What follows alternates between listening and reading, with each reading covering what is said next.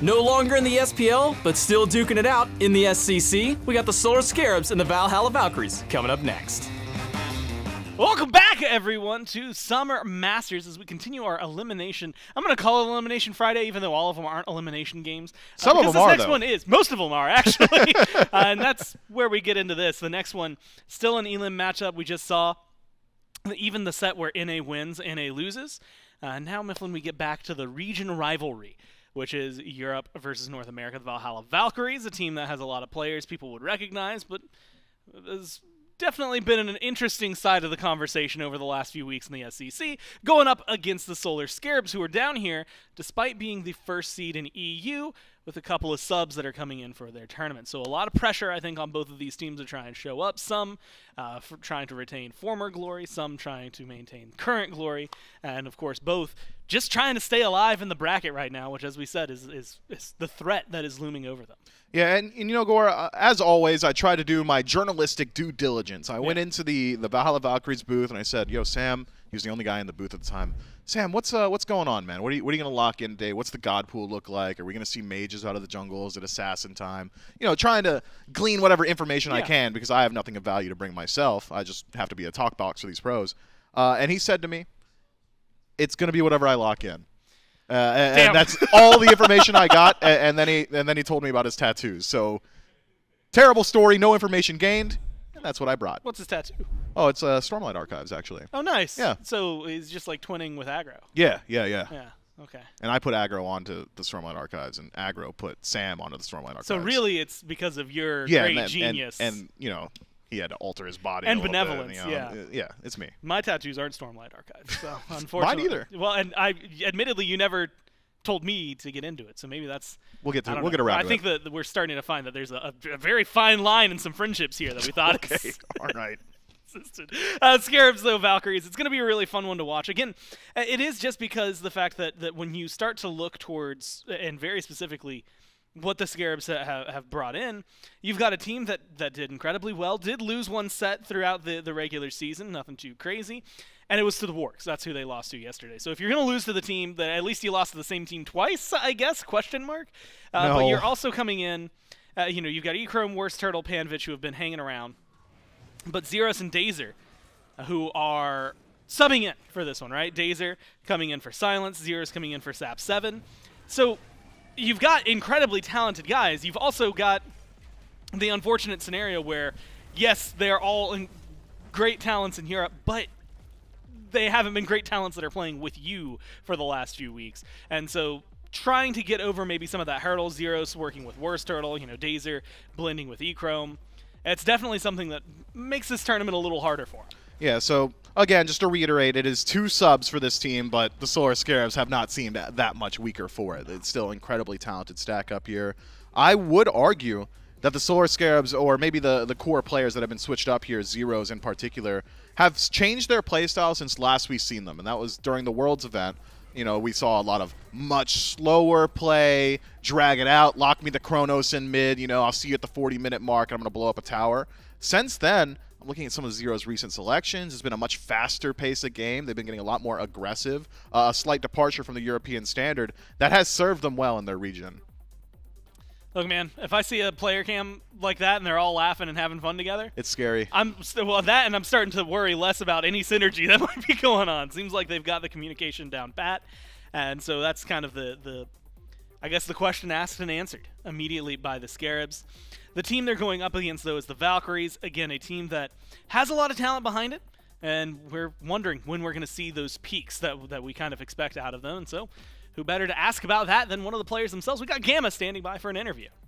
That's right, Dimes here, standing by with Gamma from the Valkyries. Now, Gamma, as Gore said, it's Elimination Friday here for the Valkyries. Is there any added pressure on your team knowing you could go home, or is it just same old, same old? Oh man, I think at this point we're all used to the pressure like that. We're easygoing, you know. Not really much pressure that's gonna affect us in any way. Now, we have to talk about the obligatory EU NA matchup. EU's been dominating SMITE Masters thus far. What exactly is it that you've noticed that has put EU apart, and what has allowed them to succeed that NA hasn't quite reached yet, and what makes you guys different? Well, there's definitely a lot of talented players over there who I have to respect. Although one of the casters on the desk mentioned it. EU traditionally was the slower paced team, but they really have kind of shifted it up and be more faster paced than they have in the past. And scrimming them was kind of a learning experience for us. We kind of had to get used to some more of that. And I think yesterday was really good for us. We got a lot of adjustments, and today should be easy peasy. Last question for you here, Gamma. The Valkyries have been together for quite a while. You and Wowy have been in that lane for some time now. There's a lot of synergy in that team. The Scarabs are coming into SMITE Masters with a couple of subs. Do you think that's going to play a difference in this game? Yeah, definitely. I mean, it's really tough to just play with, especially 2 subs last minute. So I am really confident because of that, right?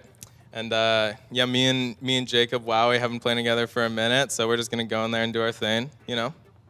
Gamma, I really appreciate your time, man. Gamma from the Valkyries. Let's chuck it back to the desk. Well, confident, and that's honestly key right now. If you're trying to go into a set, especially on an elimination day, you just got to feel confident about every single game that you're stepping forward to, whether it's because they've got subs, because, as mentioned at the very end, they've been playing together for a little while. I think this is a Valkyries team that as mentioned before, it just has a lot of talent on it. I mean, Wowy, ex-SPL, Gamma, guess what? Ex-SPL. Crimson, almost SPL this year. SMITE Console League World Champion. And a SMITE Console League World Champion. And then Sam, Aquarius, guess what? Ex-SPL. Sam, even more so, World's MVP. So even more so, PC World Champion. Yeah, like they've dialed it up. They've got exactly what you would expect from a talented team. But it's not been the talent in question, Mifflin. It's been the picks, the play that has been in question. You know, we got to see Sam on Thanatos yesterday. I think Hex Mambo just, unfortunately for them, looked incredibly good. Valkyries didn't, like you said, didn't look bad in the process. But that was one of the first assassins we'd gotten to see out of Sam in a long, long, long time. It feels like the mages, as you had mentioned earlier, as you walked into the booth to ask him, they've just been a little more prevalent. To further that point, after the Thanatos, he did go to the Poseidon in the jungle, which is not something far-fetched. If you've been watching the SCC this year, you've seen it a few times. But I'm going to quote chat for this one, because I remember seeing someone. Dangerous. It is very dangerous, but that's why I want to take the liability, because I thought it was a good chirp, and it was just like, you can tell that he's an ex-SPL player because of the Krakens. That's awful. Look, the Krakens were landing in the early game. I've seen nothing but and he was pulling relics as well. I'm not going to stand for Sanford Soccer Poseidon slander, right? You want to talk about the team's drafts as a whole? Okay, that's fine. Could they be playing things more in line with the standard? Absolutely. I'm not going to call into question whether or not they're playing their non-standard picks up to an optimal level. I would say the Poseidon looked pretty good there. Yeah. Chat, leave him alone. But I think there is a little bit of truth to that chirp in that maybe this team, the Valhalla Valkyries, have fallen prey to the same curse that a lot of previous SPL players and teams have when they drop down to the SCC. Once you've been at the top and then you get to take it back a little bit, you're back to being the big man on campus. Yep. You start taking your practice a little bit less seriously. Maybe the week in, week out, you're not so in tune with your win-loss day to day. And so you start to see suboptimal practice. That's why we've seen a whole lot of Scylla jungle from Sanford Soccer throughout the regular phase. We've seen a few Nox jungle games. He's gotten on the E set. I believe we've seen some Hunter jungle games as well. And when you spend so much time still having fun and you know, hanging out with your team, but maybe not playing the standards, all of a sudden it becomes a little bit more difficult to slip back into the just meta picks. I think the utmost example of that I can think of is because we just saw it last week where PandaCat on a team, and that team gets relegated, right? Yep. It just does not end up looking, I guess, as good. And like you said, sometimes that's just the way of the road for the pro players who maybe take a little more lax. We'll see if Gamma and Squad are feeling back to form today. The Valkyries going to be first pick here, picks and bans for game number 1. They've banned out Erlong Shin, Baba Yaga, and now Marty to top things off. Scarabs, the Tyr, the Kabrakan, and now the Hachi going to be banned away. I'll try to get it in. I'm not going to get there. I was going to say, what do you first pick? With what's left, Yemoja's still available, Terra's still available, a lot of really solid picks. The Valkyries value the Terra, which, given what we've seen out of Gamma, I'm not too far against. Yeah, Terra, of course, just a very strong pick. Some of the changes to itemization. Guardians feel a little bit stronger right now. how power and defense has changed here in 10.6. Feels like the additional protections and damage mitigation that Terra has intrinsically in the kit would also lead to just a very good selection on current patch. You've got a little bit of sustain, you've got decent pressure, great lockdown. That massive AoE CC on the third ability should find even more value here, considering the enlarged open spaces around the mid lane where the control points are. Those fights being such large corridors, essentially, means that AoE CC likely will find a good deal of value. You're not as easily able to line up small CCs like a Horus knockup or maybe single targets, things like that. So, Terra, I'm just fine with, and there's not necessarily any poor counter matchups that you're immediately worried about.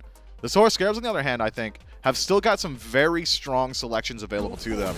Immediately, my mind goes towards the Guan Yu as a lock-in. Has been very, very strong. The Horus still comes to mind as well, just for a great sustain. But the Tiamat, not something I would have expected to see this high in the draft. I know that Tiamat has been popular, especially this week, and that's been for both regions. But feels like there are so many mages still available that you could have gone a little bit elsewhere in your first two. Something Zyrhoes has really liked over the past few months, but like you said, not really the #1 pick that everyone is jumping at. So maybe could have held off on it. They don't, though. And as such, they're leaving a few things open. So instead of the next couple of picks from the Valkyries, because they could grab a whole ton of stuff here, what do you think the Scarabs try to slot in? You've got a Tiamat Horus. What's something you don't want to see banned and maybe is like best in slot? Because immediately I think the Yemoja, but I don't know how much. You know, in North America we've seen a lot of Horus solo. Is that something that you try to do to pick up a support, or do you think you just throw that into support and try to find something else? I think that the flex potential of Horus is easier to evaluate once you see more of the Valkyries draft. So you could hold off on another frontline selection and just decide whether or not it's a matchup that the Solar Scarabs would like over in the Soul Lane. As to what I imagine we would see in their third selection, could be a jungle focus here. The Solar Scarabs, of course, incredibly talented and a phenomenal jungler in WorstTurttle, has got a whole lot of flexibility, so maybe doesn't necessarily need to grab his pick. Otherwise, I was going to bring up the Rama for the Solar Scarabs, which has been quickly rising through that tier list. Now with him taking away Ishtar, I suppose just the next up. But this will leave WorstTurttle in a position where his signature pick, the Thor, has been taken away, and the Valkyries can just ban out 2 more and make him dig a little bit deeper into that god pool. I mean, sometimes that pick is crucial. Sometimes it's not. We'll see where the Scarabs go. Where the Valkyries go. You had mentioned it. Rama got picked up for him. And alongside the Rama was the Thor. And so a few gods that we've seen have quite a bit of success, pretty high on the priority list as well. Rama even has an 80% pick ban rate as of right now. Bans that start to cycle through for the second phase. Scarabs get rid of the King Arthur and the Agni. So some matchups there in solo, but specifically one that maybe Zyrhoes doesn't want to have to deal with. Raven, as you had said, with WorstTurtle's wide god pool, but very selective tastes sometimes. Early game picks, yeah, essentially. Raven is definitely high up on that list of things that we'll see WorstTurtle roam to. And so, presumably another jungle ban about to come his way. The Maybe Valkyries. the Fenrir? I wouldn't mind a Fenrir ban here. Well, how about Susano? Yeah, he falls in the same category, right? Just the ability to get involved, put some threat on Would you like a beads. Fenrir lock-in? I think Fenrir is always a really strong selection if the enemy support doesn't have CC immunity in their ultimate, because it's essentially a free pickup. Support just really struggles to get to level 12, so if you're forcing beads in first relic slot, you're finding value immediately just by existing as Fenrir. If they're not going beads, you've got an easy lane to rotate through and essentially just abuse until they do eventually tick over to level 12. So it also fits into the playstyle that WorstTurtle likes, which is getting involved early on. You've got an okay matchup in the Thor in that 1v1. You can catch the hammer pretty easily. If you're forcing that wall defensively to stop Brutalize, you've got the opportunity to just go ahead and look elsewhere. Instead, though, would be the Serqet locked in. Still a very strong pick. You've got 100% anti-heal to deal with maybe the Earthen Fury from Terra, or even just self-sustain. Rama, or the majority of ADCs really have been going towards Aussie in that first slot. Aussie passive's incredible. Doesn't necessarily work when you've been Serqet ulted, so could find some value there as well. Incredibly fast jungle clear. And looking at the lanes that have already started to develop for the Solar Scarabs, assuming that it is Horus in support, that's a highly aggressive kill lane. Would be easy for Serqet to just rotate through there and facilitate them. Well, Achilles, now locked in, hovered beside a Janus. Also locked in. I'm such a Janus hater. Finalize the Valkyries. I know you are. I'm such a Janus hater. But that being said, as much as I know you don't necessarily like the pick, I do have to ask, because we've seen him finding some success, but in a very specific style of play. It is not, hey, I'm going to sit in lane and, like, he's not here to outpace a Baba Yaga and try to knock down the Tier 1 tower first. He's there because his rotations are really good. And when I think Janus plus Thor, I mean, at the drop of a hat, you could have 4 people in any of the side lanes at any given time. Does that give enough pressure to the Valkyries, you think, if they play that style, to just steamroll over the Scarabs? I mean, you could. Obviously, you could leverage the mobility. But I think for the most part, Janus is the solo agent, assassin in your late game team fight. He's going to spend the majority of the early game out farming his opponent just because he's got more mobility. He'll be able to clear out those jungle camps very easily, clear out his wave, rotate out, you know, farm up very, very efficiently. So when I look at Janus and I evaluate whether or not a composition is capable of facilitating a Janus, whether or not they can exist in the late game without Janus being a detriment, I look at the 4-on-4 engagement and how self-sufficient they are in the 4-on-4, the 4v5 even. And when I look at what the Valhalla Valkyries have, now with full knowledge of this composition, I actually don't mind Janus slotting in here. You've got a very strong front line between Achilles and Terra. You can even add Thor to that equation. You're not lacking for initiation. You've got very strong counter initiation. Terra, one of the best counter initiation gods in the game.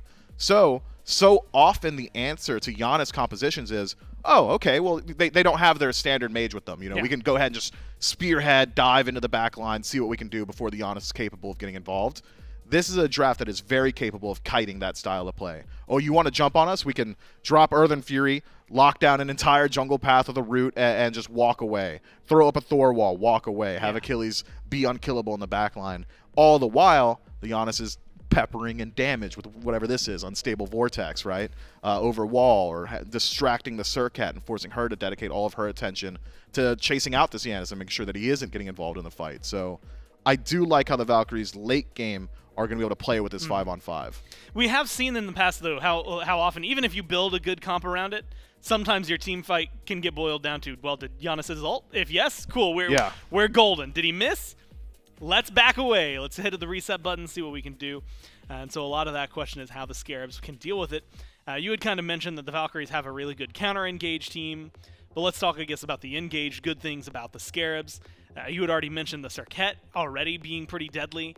Ishtar has been in a really weird spot where the plays I can think of when I'm thinking of Ishtar, even over the last, like, 6 months, have been really sick plays. It's just she hasn't really been at that top of the list until, I guess, this week, right? This patch, kind of cycling some of those.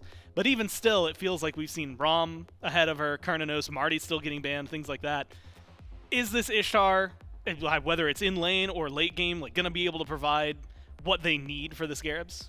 I think Ishtar is always going to be at least decent. Even in metas where she isn't completely prevalent, her kit is incredibly safe. She's got non-committal initiation from your ADC. Having a long-range stun / cripple is just a great way to be able to self-peel or dive into that back line and burn out some of those relics and making sure that when cavalry charge comes through, he knows someone won't be able to CC immune it, or when Horus decides to initiate with Fracture, he knows that maybe Ishtar had already burnt those beads.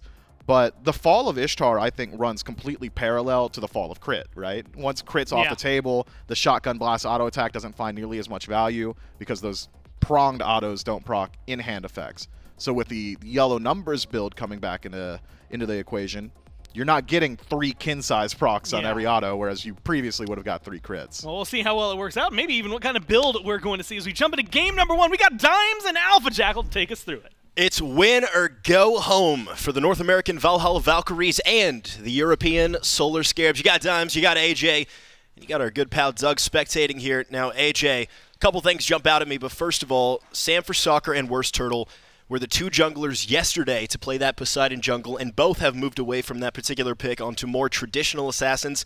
I'm loving seeing both of these hyperactive carry-style junglers moving to something that's a little more backliney, a little more just take out, you know, the mid laner or the ADC and carry a game. Give me your thoughts. I think you've hit that nail on the head. I think both of them, both these picks really speak to their playstyles of, let's me carry this game. Serqet, we need to see a lot more out of him, I feel, from what we've seen so far, and this is the exact pick to do it on. And WorstTurttle didn't quite get his signature Thor, or doesn't want to go back into the Hombats, which we also have seen him play time and time again. But Serqet, definitely a powerhouse pick. Now, looking at these duo lanes, Gamma and Wowy, kind of talked about it in the interview there with Gamma, ton of synergy going on. They've been together forever since they were in the SPL together as the Valhalla Valkyries. Looking at the other side, the Solar Scarabs, Dazer, subbing in, Echrome, maybe a little bit less synergy. We heard from Echrome yesterday they weren't able to get as much practice as they would love coming into this event.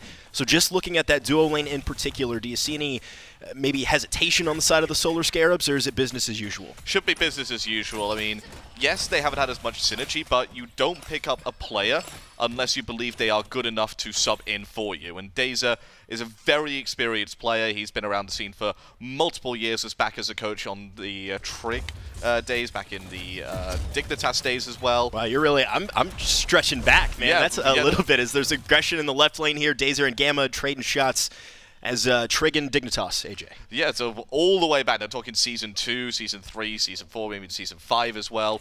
So he's been around the scene for a long, long time, and whilst he hasn't played at a high level before, going into SCC level definitely is where I would put him at that level. Dazer and Gamma once again going at it. Clearly, no hesitation on the side of Dazer and Echrome in this left-hand lane. And now you've kind of, 1 minute into this game, you've made me feel like an old man as I reminisce about TSM taking down the launch tournament so many years ago, Alpha Jackal. But I mean, just looking across the map, both of these compositions feel, just because I operate off gut feeling, obviously no numbers, that's too much for me. Just gut feeling, both of these compositions are so cohesive. I mean, you can see the potential there. You can see the initiate and the great peel. If you were looking at both of these teams cohesively, is there one that really sticks out to you? I mean, for the first time, I think both of these teams... Oh, whoa! There's actually a kill in the mid lane. As WorstTurttle is somehow put in the ground by Crimson, put that first blood on the Janus, which we were going to talk about eventually. Echrome getting chunked down here, a little bit of a backflip under the tower. And that was a first blood for the Valhalla Valkyries. That's how you want to get it going if you're a North American fan. Yeah, I think Crimson managed to catch Turtle in the portal. No beads available on the Serqet, so it's going to eat the full damage of what's most likely going to be a double tap from Serqet, as well as the full damage from another Silver Vortex for Crimson. At level 3, that's a kill, 100%, no matter who you're doing it to. And Janus, you know, it's been back and forth.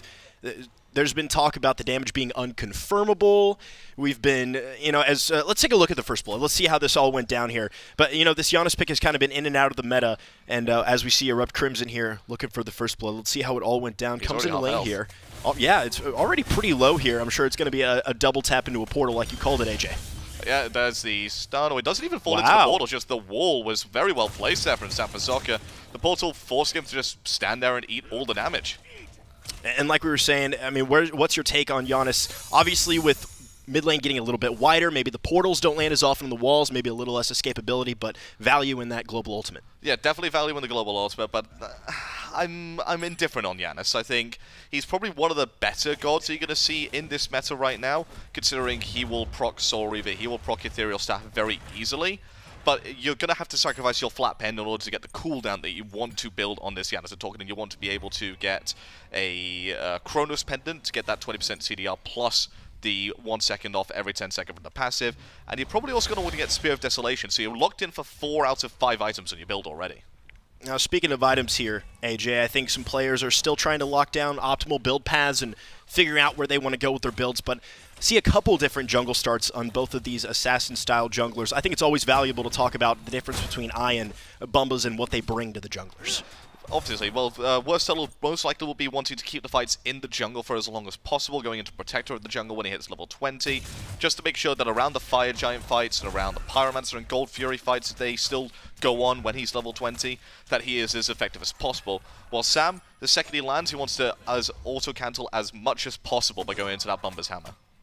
Over in the solo lane, Aquarius and Panvich trading shots back and forth as solo laners are so up to do. And this is a a matchup I've been looking forward to all morning. I mean, Aquarius has shown his stuff in the SPL, and for years now has been a top solo laner, sometimes taking a stumble, often on the lower tier teams in the SPL, but the talent is certainly there.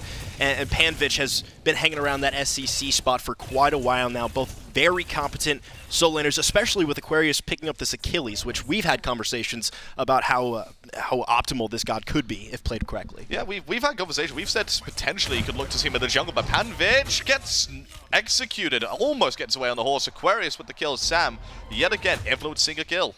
And 0-0 in 2, usually what you want to see on your support, but Sam roaming across the entire map. Seen him impact mid lane already, right lane. Pre-5 minutes, are we going to see Sam take steps into the duo lane, or where do you think his primary focus is going to be on this map? I don't think he really wants to go over to the duo lane. He's going to let Wowy just do Wowy things on this ROM. Early game, it's really difficult to gank when you have a ROM because you don't have any CC coming out from him. Yes, you have a cripple and a slow, but that's not really what you want to be looking for. Crimson going to get poked out here by Dazer just a tiny bit as he gets away. He's going to keep his focus over on his right-hand side and in his mid lane, and that's what I want to see from SamForSoccer, just get Aquarius and Crimson off to the flying start that they want to be. And speaking of the right-hand side, WorstTurttle making their way over here. Dazer and Zyrhoes locked down with a clutch wall there for Sam. No follow-up, though, from the rest of Valhalla Valkyries, so it's a step away as buffs are coming back up on the map here at 5 minutes and 30 seconds. You see the purples back online in just a moment here. Gamma locking down Echrome. Should be able to walk that one right back under tower. No invades yet coming out from the Scarabs, but certainly the case for the Valhalla Valkyries is in comes the Horus with the ultimate. Sam knocked up. Dazer trying to lock down the jungler for the Valhalla Valkyries. Comes through space and time. No rotation, just trying to dissuade the Scarabs from following up. The Valhalla Valkyries more than happy to back off and take their own jungle. Yeah, that's one of the big things about through space and time as well. It gets fired, and as an opposing team, you have to take the risk. Are they coming through the portal, or are they staying? If you don't have vision along those portals, you have to make that guess. And the Crimson doesn't rotate this time, but influences them enough to the point where they just back off thinking, he could rotate, we don't want to fight him yet. Mid laners, just about at parity here. Level 9 for the Janus, level 8 for the Tiamat. Zyrhoes on this Tiamat. Saw him play the Marty yesterday. Saw him play a magical god as well. Surprised to see that signature Kronos not coming out for the mid laner here from the Scarabs yet. Hey, we could potentially see it in this next game, especially if the solo Scarabs do fall down in this game to the Valhalla Valkyries, which they are currently 1,400 gold behind, but SamForSoccer looking to make that even worse. Up in the air, here comes Thor, dunking down Echrome with a well-timed dash away, but the wall for the lockdown out of Sam. Echrome burning those beads for some CC immunity. Gamma's made the rotation as well, and a final shot from the Hammer of Thor puts a kill in Sam's pocket. Yeah, that is 3 kills influenced there by SamForSoccer, and still no sign of WorstTurttle on the map right now. Farming, but still not farming as much as SamForSoccer is. Look at the level disparity, 8 to level 7. That's just due to the 2 assists and the kill bounty, which he has got available to him. If I'm Solo Scarabs, I'm looking for WorstTurttle to do a little bit more than he is doing right now. Start to get something going. Maybe do have a look at Aquarius, or look to try and do something with Crimson. I mean, you have to appreciate what WorstTurttle is doing there, though. A gank on the left side by Sam, so at least rotate over to the solo, see if there's any farm to steal, try to strip it away and keep the Solar Scarabs in this game, at least with the macro play. And it's just pure aggression on this left-hand side. I mean, Gamma and Wowy have the advantage, and they certainly are not afraid to push it. WorstTurtle, not finding everything on that right-hand side of the map, decides to take a look here at the duo lane as Purple Buff is due to respawn in just a minute here. WorstTurtle blinking in aggressively, grabs Gamma, who immediately dashes away and locks down the Serqet as well. Dazer's in, but WorstTurtle and Echrome too far away for any follow-up. Seemed like a bit of miscommunication there, maybe not enough follow-up from the Solar Scarabs, and WorstTurtle burns the blink for nothing. I think it's just wrong target there. I mean, yes, you do want to try and kill the support because Gamma is half health, but the second the pillar comes up, the Last Breath ultimate is not going to push Gamma away at all. So you're wasting that Last Breath opportunity, you're wasting your CC, you're pushing it back into your team because he's going to be immune to that. And Gamma gets away scot-free, the blink is wasted, the ultimate's wasted, and that's all she wrote for the gank. Now, as we're talking about the mid-game, I know we're only 8 minutes in here, AJ. So, still plenty of early game smites, plenty of laning phase. But as we get closer to that first Stygian beacon spawn, I mean, we've seen it play massively here in day number 1 and even day number 2 here. Titans pushing down the lane, the extra gold, XP, a little bit of movement speed in there as well. As we start pushing towards these objectives, which team is going to have the better space control, the better confirm, and things that you really need around objectives. Oh, 100%, 100% the Valhalla Valkyries. I mean, they have the Anvil of Dawn coming out from Thor, they've got the Earth and Fury coming out from Terra, 2 massive teamfight ultimates. You've also got the Through Space and Time coming out from Janus to be able to get yourself in and out of these fights. I think when you have a look at that composition compared to what sort of Scarabs bring, it's a rotation ability from the Solar Scarabs that you're looking for with Dazer's ultimate rather than the engage that you get from Gamma. I mean, and just one set ago, we saw a Tiamat strip away a neutral objective, right, with a clutch steal. So a little bit of potential there for Zyrhoes as WorstTurttle has made their way back in. Great stun there, excuse me, a taunt in onto Gamma and Wowy. Gamma's caught in a, not the best place ever, but has those walls, able to slam down Gamma, burning the Terra ultimate. Here comes Sam in the backline to protect the support. It's a 3v1 as Sam's versus the world here. Wowy chucking away in the backline through space and time, connects with 2. Echrome put down by Wowy, clutch snipes as Dazer's trying to push out the back line of the Valhalla Valkyries, and the Solar Scarabs lose one of their own. Again, probably a bit of miscommunication there from the Solar Scarabs. WorstTurttle, he still has his Last Breath ultimate available to him to go in there and look to take a pick, but I don't know if he was too scared, if the call wasn't there, if the call was there and it wasn't communicated as well as it could have been, but something broke down there for the Solar Scarabs after what looked like a fantastic opportunity to get their first kill. I mean, check it out. Sam for Soccer 103, still 100% kill participation, right? 1 kill, you got 3 assists. Sam is making an impact, and it's the impact that we didn't see yesterday on this Poseidon. I think that's really making the difference. Yeah, I wanted to see him pick up something where you'd go, this is a Sam for Soccer pick. This is something which we are used to seeing him play back in the SPL, back when he was World's MVP, and this Thor fits that through and through. Already has 20% CDR available, going for 30% now with the Transcendent stacks. We'll have 40% once he upgrades his Bomber's dagger into either the hammer or the spear, both of which will give that 10% CDR that he needs. So all in all, he just needs power and pen afterwards. Meanwhile, over in the solo lane, Aquarius farming his way to a 2-level lead over Panvich. Sure, the Guan Yu has taken a single spell, but 2 levels is still quite impressive just with the 1 death on the board for the Guan. Yeah, it's not something you expect to see, especially when it comes to Panvich. Panvich, one of the better farming solo laners out of EU. Also does like to play a little bit of trickery with some of his picks, so to see him on a standard pick like the Guan Yu, not befitting of him 100%, but something he definitely has in his wheelhouse. But to see him this far behind with just 1 gank influence on that speaks to me that Aquarius has been going into the jungle, been getting a lot of his farm as well, maybe even been taking the back camps, as Sam for Soccer was over on the left-hand side, whilst Panvich has been stuck in this solo lane, very rarely able to go into the jungle. The farm's down across the map, so don't be surprised if Sam or WorstTurttle get active here in just a little bit, especially now that we've hit this 11-minute mark. We've often seen around 11 minutes, 11:30, a gank on this duo lane side to prepare for the beacon spawn. Could see that coming up shortly. Hey, we've already seen a couple of backs here from the Solar Scarabs. Dazer and Echrome have already gone back to base to buy up some items, increasing the relic to tier 3 as that fortified shell. Gamma has already back to finish up his relic as well, going into the Splitting Sunder, the one that will give you a nice splash effect to be able to hit loads of people if they are grouped up.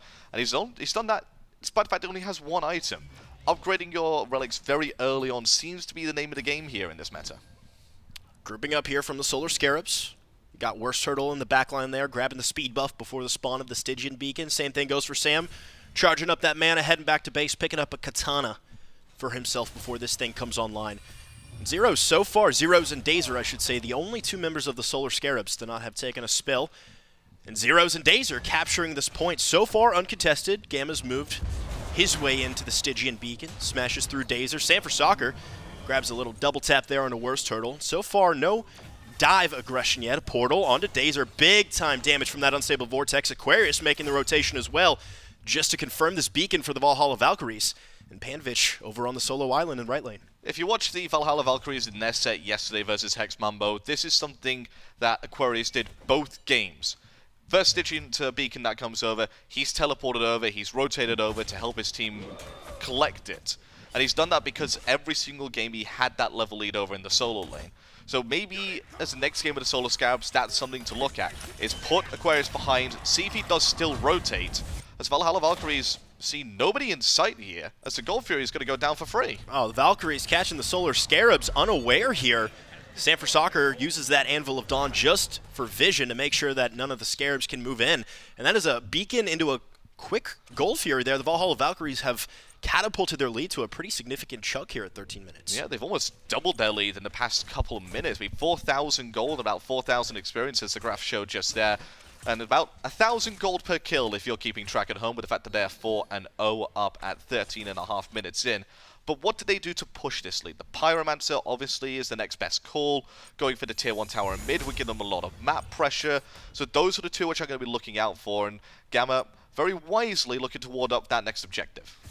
Gamma and Crimson combining in this middle lane here. Dazer and WorstTurttle right there as well. So Dazer's got eyes on the Pyromancer. Aquarius and Panvich, don't be surprised if they make a quick rotation here.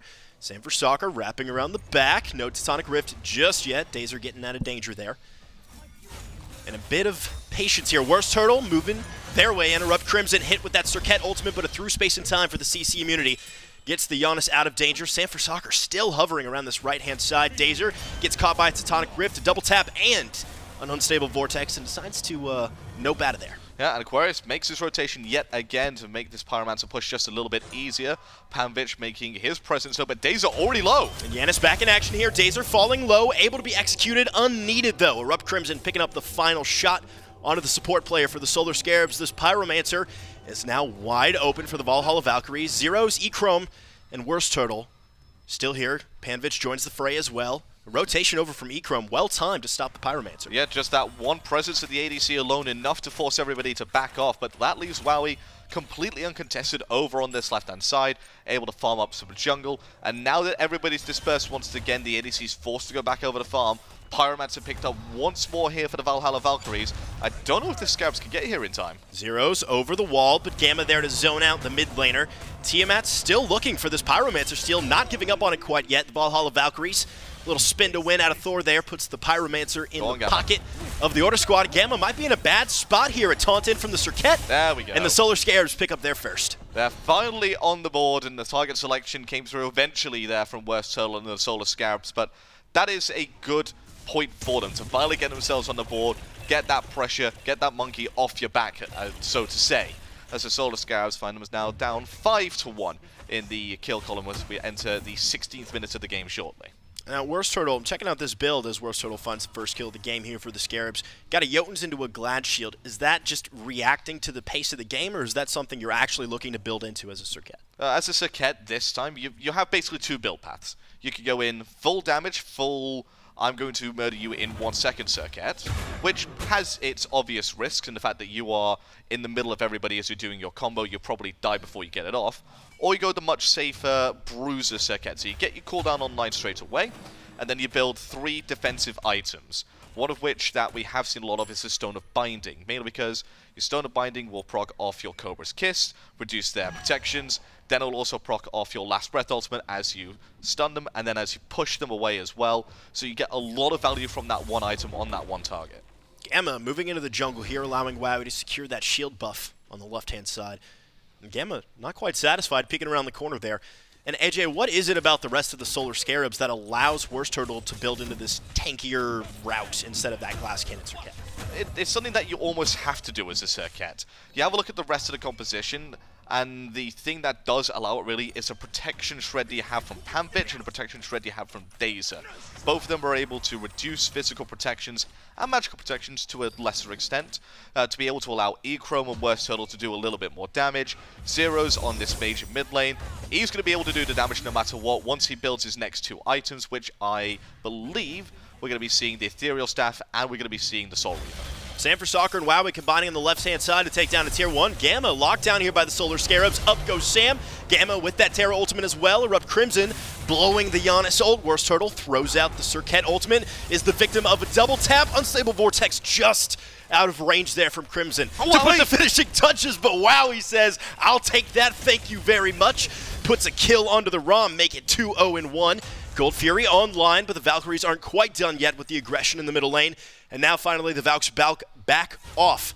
and look for this GF. Yeah, the beacon looks like it's going to be spawning about a minute and a half, if that, but that gives you plenty of time to do this Oni Fury. Gives yourself some Oni minions to push up that wave. Solar Scarabs are not going to let this one go for free like they did the last one. Oni Fury dropping down to half, Aquarius is now dropped by the Valkyries. Aquarius moving in, execute available. Echrome dash away, but Aquarius is not done with this ADC. Meanwhile, Sam for Soccer takes out Dazer in the backline. Zyrhoes protects the ADC, but once again, this Oni Fury picked up by the Valks. And all the meanwhile, Panvich taking out a protector of the solo lane tier 1 tower. Kind of. And is also going to potentially take out the tower as well. Or just leave it. That is a very odd fact that he hasn't rotated here for this fight at all. Maybe, again, the call wasn't made by the Solar Scarabs to bring him over for this engagement, but that has been at the detriment of another 2,000 gold lost. The experience difference at about 5,000 now, with the beacon available, able to be collected. And no one pushing into it right now. I believe that means the Valkyries should be able to take this one for free once they push someone over here.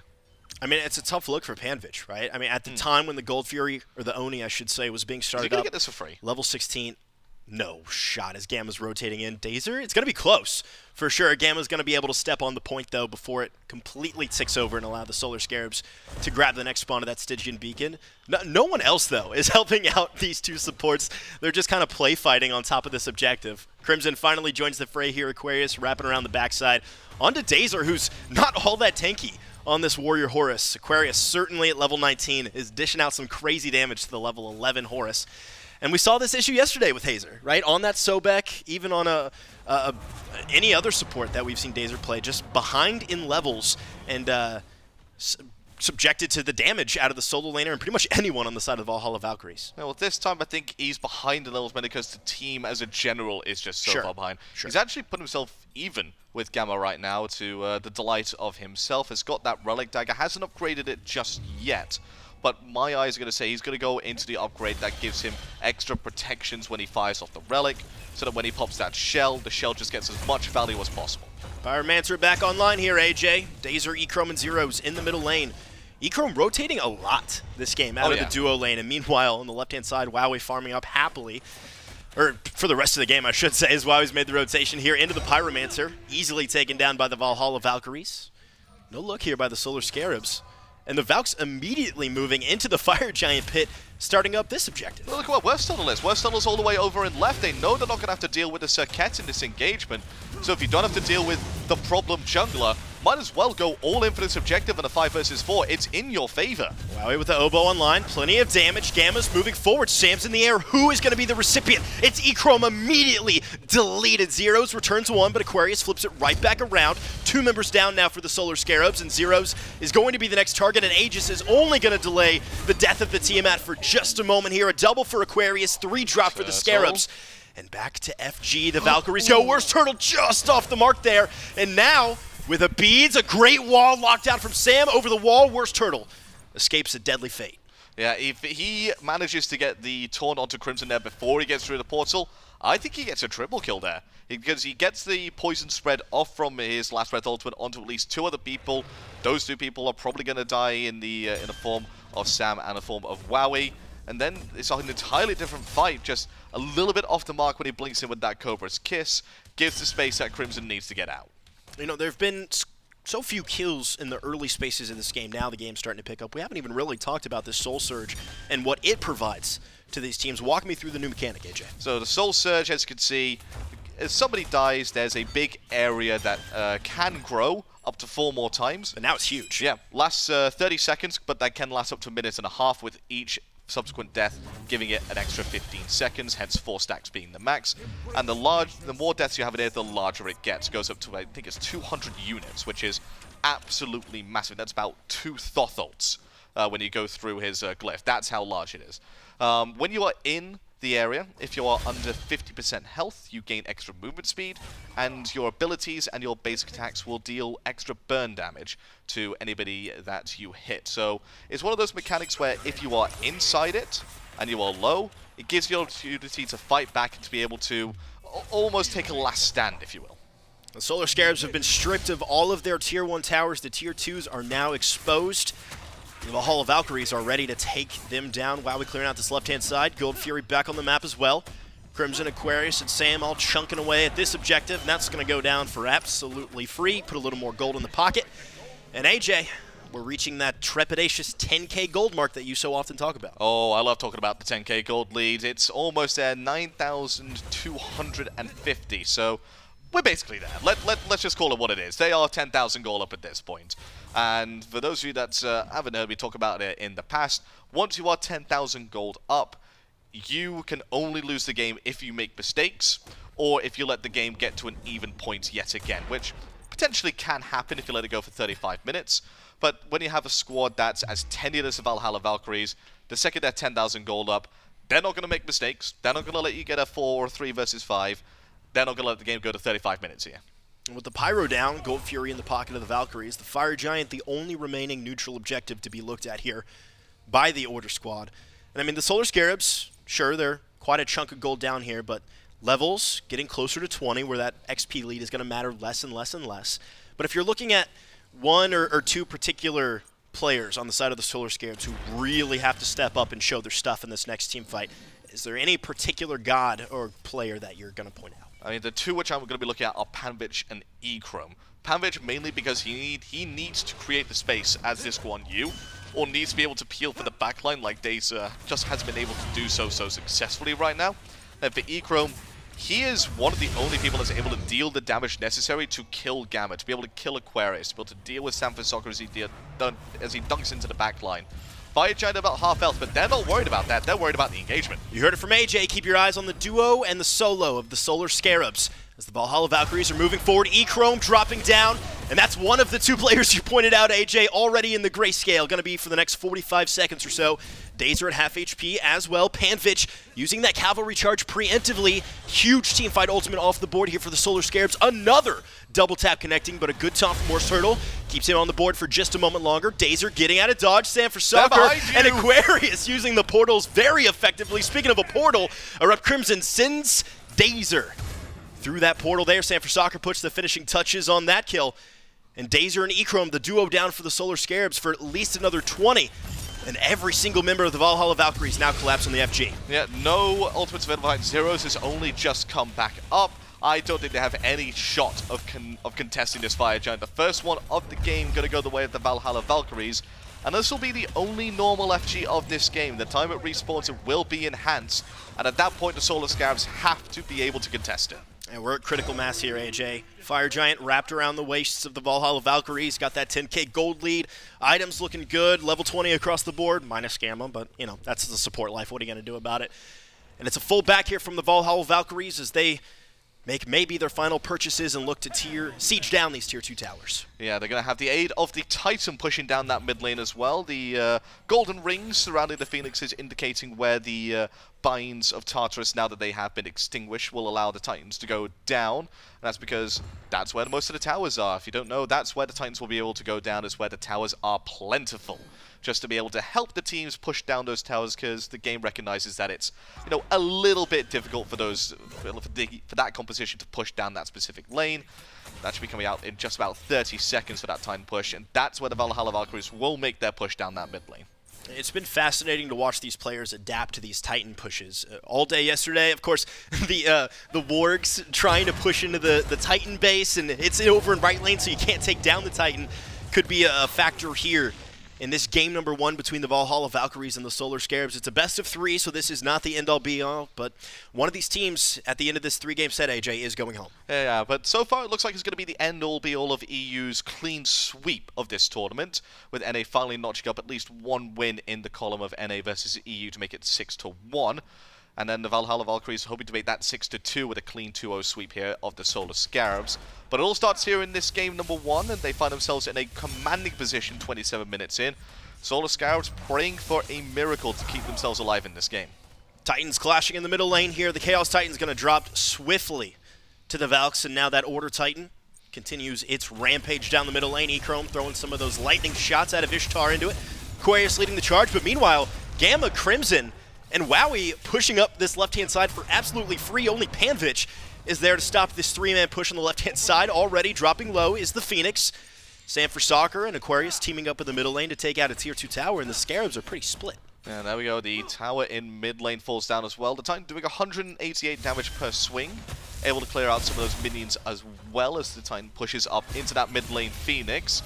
Gamma, while we're still on that left-hand side, look at the split push and keep Echrome occupied. I love this half and half with the Titan playing as the 6th member of the Valhalla Valkyries. Up goes Sam. The question is, where is he coming down? It's on the left-hand side onto Echrome, who immediately dashes away through space and time, baby. That's why we pick up the Janus. Takes out Echrome and allows the rest of the Valks to take out the left-hand Phoenix. Middle Phoenix drops as well, and the Valhalla Valkyries are looking to shove into the Solar Scarabs base. This is not a back situation. They are looking for the G. Dazer falling down. 2 go through the portal. Crimson is on a tear. Aquarius picks up 1 more. In Panvich, Snipes coming through from the ROM. WorstTurttle able to be executed. Double tap off the mark just for 1 second longer. WorstTurttle is just going to try to play distraction here. Crimson chases out the Serqet. Meanwhile, Gamma, Sam for Soccer, and Aquarius teaming up to take down the Chaos Titan. Only Zyrhoes here to play defender. Crimson joins the rest of the party.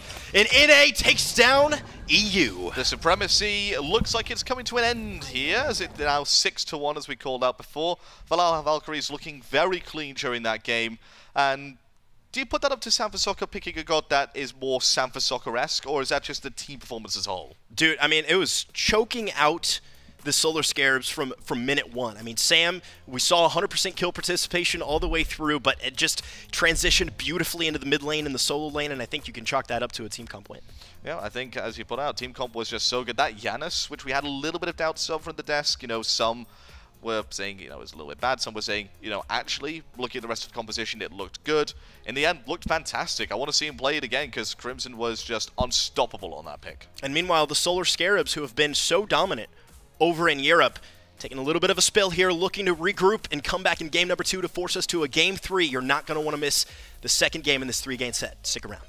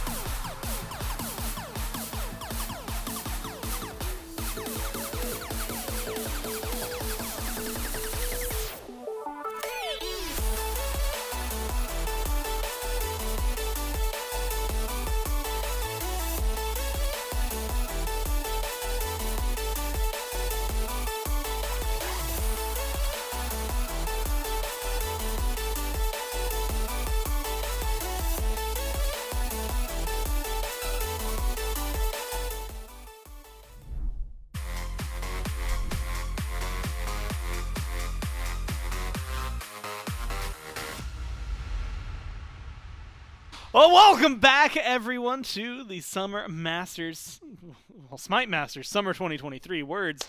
Look, there's 2 S words in there. It's easy to get them confused. In fact, you know what? I think I might need something that's like just physically on me that helps me remember what it is. Probably has a really cool logo and is coupled with a really comfortable t-shirt as well. In fact, I actually think we have those. Skulls, our partners over there, have made all of our merchandise this year and last year. Some of the beautiful jerseys and hoodies that we have now put out a SMITE Masters t-shirt. And of course, you can get your own. You can go to shop.hi-rezstudios.com or shop.smiteproleague.com and pick up your favorite shirts. Represent not just SMITE Summer Masters if you like the logo, but also some of your favorite teams out there. They're all super, super comfy. Some of my favorite shirts that I have and own. And of course, this one, running for just Masters, right? So like you want to make sure that you can rep it while you can. Last year's design I know was one that I was a huge fan of. I believe last time I looked it was still on there. Who knows? But maybe there's 2 shirts, 2 Summer Masters shirts that you can go ahead and pick up. But thanks to Skulls for making the merchandise. Thanks to Mifflin for being on the desk with me. And unfortunately for you, the job that then follows up is breaking down that game. And it's not a hard job because it's difficult to break down. It's just because it's difficult to make a few minutes out of it. Yeah, very difficult to extend it beyond one sentence, and that sentence being, wow, they got owned. It happened so quickly. It begins early in the mid lane. Once Janus is off to a fast start like that, we had already talked about on the initial desk how quickly he should be able to outpace his direct opponent in farm. That was less true than I thought it would be, considering how quickly he did get started, but still certainly true. Sam for Soccer back on Assassins, and what a treat that was to see, especially considering it was his Thor. Absolutely dominant in his backline dive. Everybody does well here from the Valhalla Valkyries. But maybe the most significant thing I saw from them was the best executed Titan siege that I've seen off the back of the control points. The Titans running down the center of the map. It was a massive lead for the Valkyries, so they, instead of grouping up as 5 and playing with their Titan, say, well, how do we make sure this Titan makes it as far as possible? It's mitigating how many people can be there to defend it. So a 3-stack on the left side of the map drags away the attention of the Solar Scarabs, forcing a split push. The Titan essentially solos the mid-tier 2 tower, does 50% of the Phoenix's HP before it even takes any damage there, and makes its way into the enemy Titan room. That is the most impactful Titan push we have seen so far. And I think it's replicatable so long as you've got a massive lead like the Valkyries did. So maybe a harder ask and something we won't see too consistently, but something we can keep our eyes on. Well, when your team has 2 deaths and they're both on the support, you're already feeling pretty good about that, especially when it's 0, 2, and 10. Grand slash line there for Gamma. And then when the rest of your team goes 16 and 0 combined, that's pretty damning, right? I mean, like, it just tells you what happened that game. You know exactly where it was. No, the one that stood out to me, look, there were a lot of kills that game for the Valkyries specifically, but a lot of them either starting with Crimson hitting an ult and chunking people down, or at the very end, we even got one where he just deleted some dude from the backline and then got to go into the fight. It feels like all the things that we had said going into this game, hey, if this goes right for the Valkyries, then it will look really good. They managed to make all of that come true, which is difficult to do with a draft like that. And so the question, I guess, is what do the Scarabs do? Because when you have a game like that, I don't even know where the adjustments begin, right? Because sometimes it's like, okay, well, was your lane phase bad? Well, technically, yeah. Was your late game, mid game bad? Yes, but you were super far behind. So how much salt do you give credit to? You know, was it picks and pans? Where are you thinking things went wrong? I think in a game like that, often the answer is forget about it, right? Yeah. But you could still certainly identify high friction points in the composition. I think getting Sam for Soccer off of Thor would be a great start for the Solar Scarabs, and they beat me to the punch, having already banned it out. Otherwise, you can go one of 2 ways, as always. If you're absolutely blown out in the early game, you can lean into a late game style composition and just get a couple of bridge selections to make sure you get there, and then outplay them in the 5-on-5. It's just about keeping your head above water. Or you could fight fire with fire and bring an early game composition, which is essentially what the Valhalla Valkyries did. We had heard from Gamma in that initial interview, and he said, look, EU's been playing a lot faster than we've become accustomed to, with years of just standard play from them, or even in the regular phase, taking a slower pace. Seems like when they come out to this event, something just speeds them up. He said, we've identified that. We figured out how we want to play against it, and going off of game 1, outsider looking in, it just seems like play faster, right? Just play even faster than your opponent. So if that's something the Valhalla Valkyries are looking to do, the Solar Scarabs can similarly identify that and try and play around it however they so choose. I'm just happy him and Wowy have kept the true team synergy up and alive. Maybe more than any other duo lane we've ever seen, because I don't think I've ever seen these guys in not matching flannels at any given It's their time. thing. It is their thing. And look, that just screams duo lane synergy. We saw Hachi banned last time. He's one of the 3 gods so far this week that is still the 100% pick ban. And of course, he's going to maintain that. The other 2, guess what? They're still maintaining it. It's Baba Yaga and Terra down at the bottom. But it's King Arthur, something that was banned away last time, and the Heimdallr locked in super early. And in any other instance, I'm asking you, why Heimdallr? Why this early? But it's Echrome, and we know that he really likes his Heimdallr. It's Europe, so we know they really like their Heimdallr. But still feels, for something that is not a super high priority, a very high placement to put it, even if you know that your players are good with it. Yeah, I think we see him pick it this highly for the same reason that we identify why they picked it. It's Echrome. Yeah. He's a Heimdallr specialist. He plays it just about every single opportunity given. The Valkyries know it. We know it. The fans at home know it. So the Scarabs likely realizing if they don't take in their top 3, they won't have an opportunity to take it whatsoever. And so I will not be arguing against it. High safety, doesn't particularly have any poor matchups. Knock-up immunity, actually very strong into Maui in particular. Yemoja. So long as Gjallarhorn is available, Maui's Landfall, the ultimate, cannot pull Heimdallr. It just doesn't work. You just start channeling it, Yeah. and you're going to be just fine. And so I think a good matchup there immediately. Anything that can prevent you from losing out on your beads or your ultimate in a situation like that is going to be incredibly valuable. And then it's still very good scaling come late game. He was never the crit hunter style of build, right? He's always been the standard either penetration auto attack or yellow numbers, which is the meta right now. So I'm all right with Heimdallr. He's also just very safe into what was a fast jungle selection from Sanford Soccer in the previous match. Having additional just vision into the jungle thanks to your first ability means that it'll be a little bit more difficult for Sanford Soccer to just roll through your lane. And if I see that style of play, not just Sam, but I feel like everybody kind of got hands-on in that one, which we have evidence for, all of the highlights that were the Valkyries kills. It feels like you said, having a pick that is decently good against Maui is nice, because that means at least in the duo lane you have until the jungler shows up before things can go maybe too drastic. Still towards level 5, both picks for the carry is relatively safe. Janus locked in alongside that Maui, so we're going to run that one back for the Valkyries. Although, given what we've seen, I'll give Sam some benefit of the doubt. Who knows if it's going to be Crimson? It better be Crimson, but who knows if it's going to be Crimson. Yemoja locked in for the Scarabs, and for all intents and purposes, I really like their top 3. We'll just see if the Yemoja, Heimdallr, and the King Arthur can get the job done. Bans as they start to cycle through. Same bottom 2 from the Valkyries as last time. Same 5 bans total. Raven and Susanoo joined the fray towards the tail end. Achilles, this time stripped away from the Valkyries, and the Thanatos. Normally, I see a double execute ban, and immediately I'm thinking Cthulhu. you're going to be locking in a Cthulhu or a Geb, or Yeah. not a Geb, a Khepri, or something like that. This is also just, no, they like playing those gods anyway, so maybe you're going to have to wiggle and work things out. But you get a Discordia if you're the Scarabs here, Mifflin, and that's another pick, at least in mid, that's actually been pretty high towards the at least pick rate. Yeah, I like Discordia a good deal. Very able to sustain herself in that back line. Self-sufficient, the better way to word that. Good at countering dive. Very good at surviving those situations. Has a standard leap. Pretty low CDR. Good poke potential from range. So if your front line's doing a good job. The ability to get involved from downtown also there thanks to the Golden Apple. And also just scales very well into the late game. I know mages are a little bit lower on the overall tier list. You know, stock in mages at a low in 10-6, but Discordia, I think, one that will be pretty resistant to some of the recent nerfs. Otherwise, the only thing I see with this Discordia that might not be ideal is that it's pretty likely King Arthur is going to have that Discordia passive for the first 15 to 20 minutes, right? Just able to bully out in lane. King Arthur, one of the best at just boxing in lane.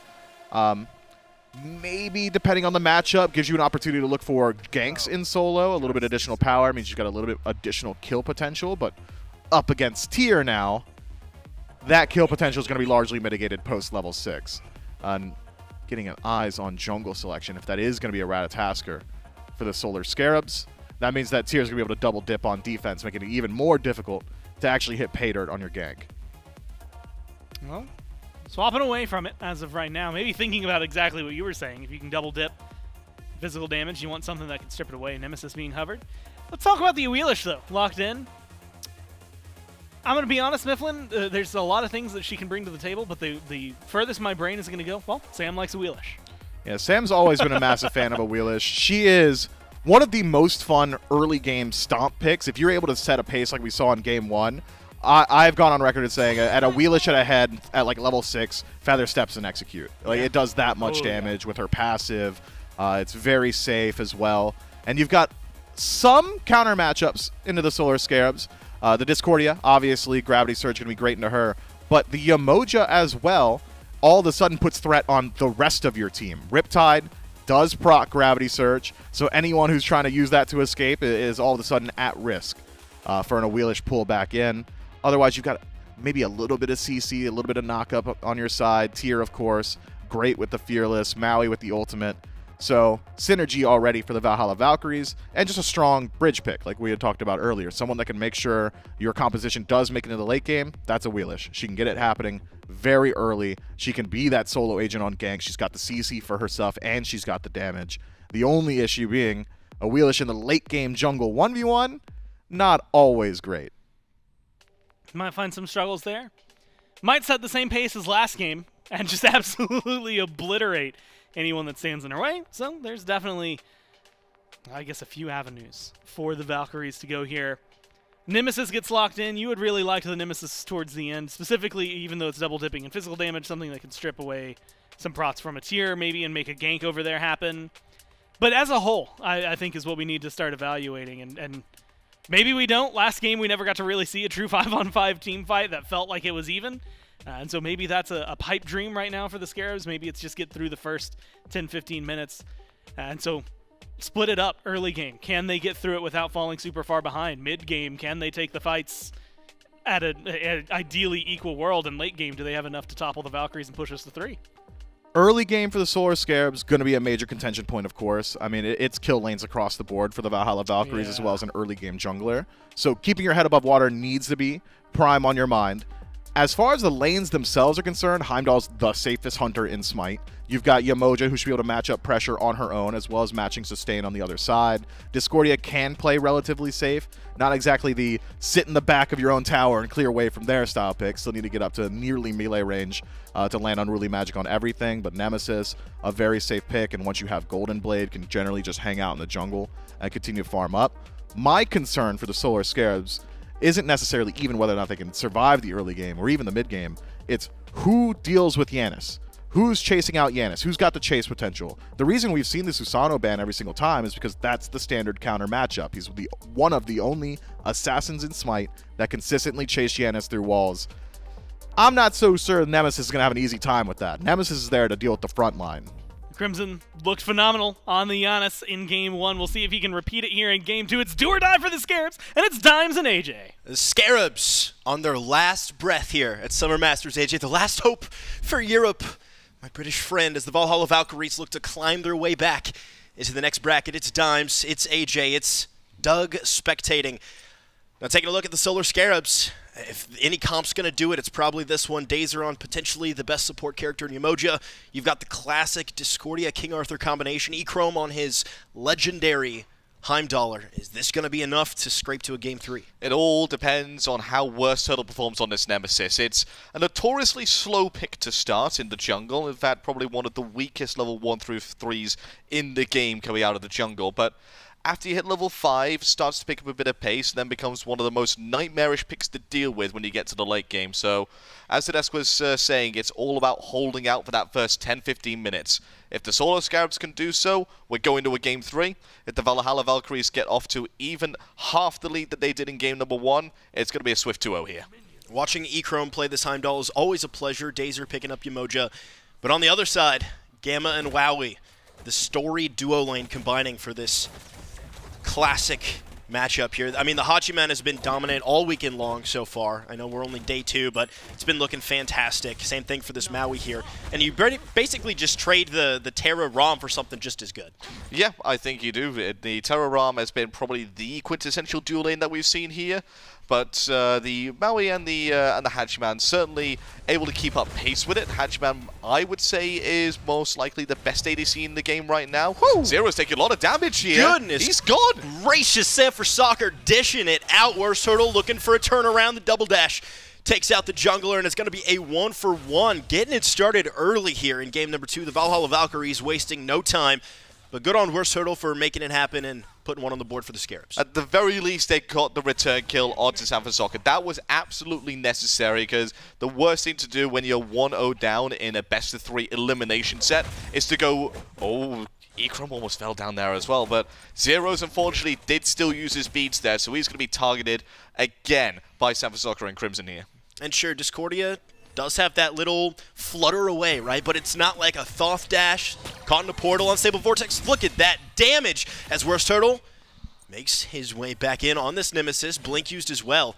But, I mean, the damage coming out there from Crimson already, combined with Sam for Soccer on this early game of Wheelix pick, I mean, Zyrhoes is going to be abused in this early game. He's going to be speaking of abuse, hold on, Echrome through the Bifrost, able to escape with the safety of Heimdallr, but Gamma and Wowy applying the pressure on this left-hand side. Yeah, they are doing relentless pressure on all sides. As Mifflin was saying, it was going to be a kill lane throughout the entirety of the left, mid, and right-hand sides.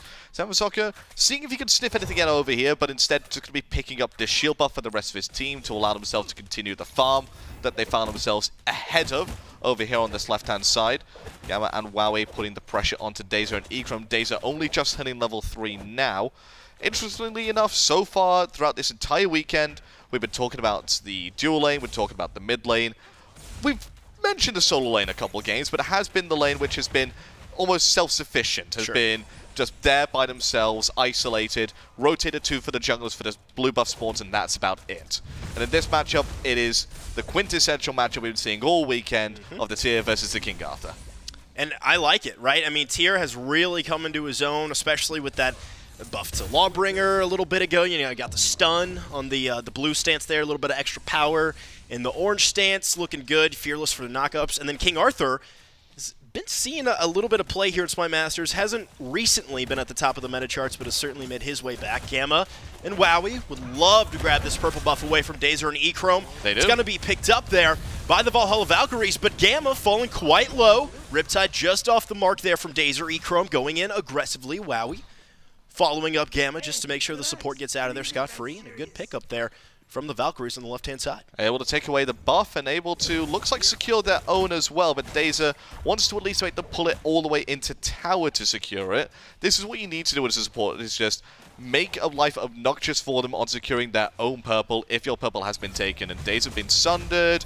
Does stand out well, but doesn't take it. Sam for Soccer, though, making the rotation. Level 5 and a level 3 Yemoja is just not going to do it. Yanked back in as Sam for Soccer uses the Wheelix ult. And that's an easy kill. I mean, Dazer was standing between the Tier 1 and the Tier 2 at level 3 at 330. That's exactly what should happen in that scenario. Stayed way too long there. The second that they pushed it all the way over towards just where the Tier 1 tower line is, and they're holding on to it, you know something's coming up.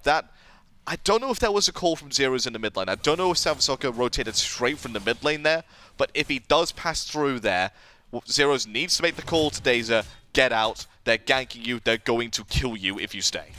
Panvich knocked up the Heron, juggled by Aquarius. Panvich more often than not going to be the recipient of that Discordia buff. I mean, I mentioned it, Summer Masters last year, we were seeing this brutal combination, and it's made its appearance here in this Masters as well. Well, right now it's going to be Echrome actually having the Discordia passive, doing about 1,000 damage more than Panvich has done on the King Arthur, but he's most likely waiting until he gets his Breastplate of Valor online before he starts to really ramp up those damage numbers, because he needs that protection to be able to survive the tier combo, because he doesn't have any innate sustain himself on the King Arthur. And you know what I'm liking here, AJ, early on, is we're just ticking over to the 5-minute mark here. Sam looking for something in the solo lane. Look at all those slash marks. I mean, assist, assist, assist, assist. As Aquarius goes in, finds the stun, onto Panvich, juggle, knock up in the air. Panvich able to dash away there. Sam hasn't blown too much on this rotation. So a good pick up there for Sam. A little bit of a TKO sitting Panvich on his back foot. But, I mean, look at all the assists and the the participation coming out from the Valhalla Valkyries. This is a team effort so far. Yeah, this is what you want to see from the Valhalla Valkyries when throughout the main season it's not really been a team effort. Is Crimson going to be recipient of the Divine Judgment, response with Through Space and Time, and that's ultimate for ultimate trade, plus Blink from WorstTurttle. I mean, is that worth it? I mean, when you're comparing the Nemesis ultimate to the Through Space and Time, is that something you're willing to trade out? No, absolutely not. I think if it was just ultimate for ultimate, you have a case to make, because you make the Janus a little bit more unsafe. But the fact that you use your Blink there as well, just to be able to get in range to get ultimate for ultimate trade, heavily in favor of ErupTCrimson, because now WorstTurttle has negative gank potential, especially with the fact that he's gone Golden Blade. He's looking for farm. Early on, we saw WorstTurttle pick up that first blood, or excuse me, the return to first blood onto Sam, and has so far twice burned Blink on the Janus in middle lane, one of the more escapable mages here in SMITE. Kind of surprising that we're not seeing any kind of presence from this Nemesis in the duo side, or even over onto the tier on the right-hand side, especially when using that Lawbringer aggressively, right? Yeah, I mean, if you're going to be going on to this Janus in the mid lane, you want to stop him getting to his portals. You have the god that has the capability of doing that, as WorstTurttle can actually going to be ambushed here. Ooh, in a bad spot, WorstTurttle with the shield, but a great stick there from Sam4Soccer, jumping over the top. Not quite enough to finish it off. Zyrhoes chucking out that apple just to dissuade Sam from following up. Crimson throwing out a little bit of damage as well, but WorstTurttle is going to be, if not sent back to base, at least sent back to farm. Yeah, he's going to have to, well, he's going to go back to farm. He's going to be able to heal up thanks to the health potion, thanks to the slight health regen he gets from that Bumper's Dagger every so often. But I would like to see Dazer on this Yemoja go into the mid lane more, if they're going to be going onto this Janus a lot, because as I was alluding to before that fight started, Dazer's god here, the Yemoja with the River's Rebuke, is able to stop the Janus getting to his wall portals, is able to make sure that if you do engage on him, he loses his safety, and that's what you need to be able to do to shut down this Janus. Crimson completely out of mana here. Gamma has to get out of dodge as well, as Zyrhoes and Dazer combine to take out those left side Harpies. And as we're looking at this 1v1, this Hachiman versus Heimdallr, kind of prophesies that maybe Heimdallr would see a little bit more play than we've seen. WorstTurttle wrapping around, immediately sees Gamma and Sam and says, ooh, maybe not. Maybe that doesn't seem like the best idea. Dazer's here as well. Drops the river, splitting the fight in half. Gamma able to escape as well. Shield buff going down. Echrome pushing forward. WorstTurtle still hanging around. Sam4Soccer dropping down low. Woo, that is a good chunk of damage from the Yemoja. 2 pairs of beads. Great ultimate there from Gamma, stripping away the active from the Scarabs. Yeah, we didn't even pick up on that fact that Dazer has got beads to begin with. I think it's entirely necessary for him to have picked this relic up, because otherwise, much like if you go up against a Fenrir or an Ares, you are the target of every single engage until you hit level 12 or until you get Magi's Blessing. Dazer being able to save himself means he's around his team a little bit more, is able to heal them more, so it's probably the best relic pickup he could have chosen. Oh, but for the next 140 seconds, no CC immunity here for Dazer. Riptide is not enough to get the support out of danger. Wowy with the final auto attack to put the support in the ground. Through space and time used just to make sure that one was able to be confirmed. The Valhalla Valkyries take over to their 3rd kill of the game and a very tiny gold lead. Yeah, and that's the reason why you need CC immunity on your supports. Right there, because otherwise you just picked off time and time again. The CC chain there was perfect. Waited until Dazer goes through the Riptides before using any of the CC to stop them right in their tracks. And it pulls them away thanks to the hook coming out from Gamma. Beautiful play there by the Valkyries. And an immediate follow-up, I mean, great timer awareness there from the Valhalla Valkyries, immediately moving into the enemy green, grabbing that for themselves, putting it onto Gamma, and taking the stuff after the stuff, right? You get the kill, you strip the beads away, and then you grab the buff, and now all of a sudden your macro farm looks a little bit better, grab a little bit more gold, maybe a little XP, and you're going to be seeing this all game long. Panvich using that King Arthur ult just for funsies. Yeah, but I mean, if you have a look at the ward coverage on the left-hand side, you see both wards are aggressive here from the Valhalla Valkyries. 2 up near that green buff. That is deliberate. They want to make sure that every single time WorstTurtle goes into this left-hand side jungle, that he has spotted that Wowy has plenty of notice that there is a gank coming his way. They've even put a 3rd ward now right in that mid lane entrance, just to make sure that if Zyrhoes decides to rotate, if Dazer decides to rotate, that they're caught out as well. Echrome and Dazer still no beads for 50 more seconds here, so Sam4Soccer got a little bit of bank time to play with for no CC immunity on both of those characters. Gamma has just been playing deep all game. I mean, we saw him move into the purple buff. They stole that one away. You got the green buff, been looking deep all 10 minutes of this game so far, and it's been paying off. I mean, you've got the timers, you've got the deep wards. It's all about vision and awareness in SMITE, and if you can capitalize on that, you can control the map. Yeah, and he's playing this aggressively because he has that, he has the consumable slot, that second one. He's gone in for the Chalice of the Oracle. Not an item we have seen picked up too much, but it seems to be favored by these NA teams more than these EU teams. We saw it in the last set, where we had Baron Stamedy pick up both his Baron's Brew and pick up this Chalice of the Oracle, so no sentry wards for him whatsoever, but it's just placing wards constantly, aggressively in the enemy jungle to get as much value out of it as possible. Remember, you get 8 wards placed with it, you've bought it for value. You place more than that, it becomes a good investment for you. So getting it early, make sure that you're able to do so. Equity on the rise here for Gamma, as that beacon is spawning sooner rather than later, about a minute. Talk me through that other upgraded relic we see out of Gamma. That is an early 11-minute top-tier active. Yeah, it's something that he did in the last game as well. I think all supports are doing so these days, just making sure that their first relic that they get is upgraded to the maximum, just so that they're able to teamfight a lot better. With Gamma, you're bringing everybody in closer to your landfall. If you hit 2-3 people, you want to make sure that everybody is affected by the sun. You want to make sure that you're doing extra damage to everybody, so that if you pull in Panvich and you pull in Dazer, the 2 tanks, both of them don't feel tanky anymore. Gamma able to swing away on that fishhook. Stygian Beacon is coming online sooner rather than later. Oh. Dazer using the rivers for... Why did he use the rivers there, AJ? He was trying to catch Gamma, but yeah, just like a fisherman with a dodgy net, there's a hole, just able to swim right through. I like that. I like that. Yeah. Good job. Did you workshop that one? As it was gravity surge in onto Dazer, who is once again the recipient of a death here. Gamma's going to reach out with the hook and snag that one. And for 2 days in a row, Dazer has just been beat down by his opposition. Opens the door wide here for the Valhalla Valkyries to steal this first Stygian Beacon, put a little bit more movement speed on their shoes. Yeah, they got the beads off of him as well, so no more CC immunity for the next 2 minutes, so he can be bullied even harder for the next 2 minutes if the Valhalla Valkyries want.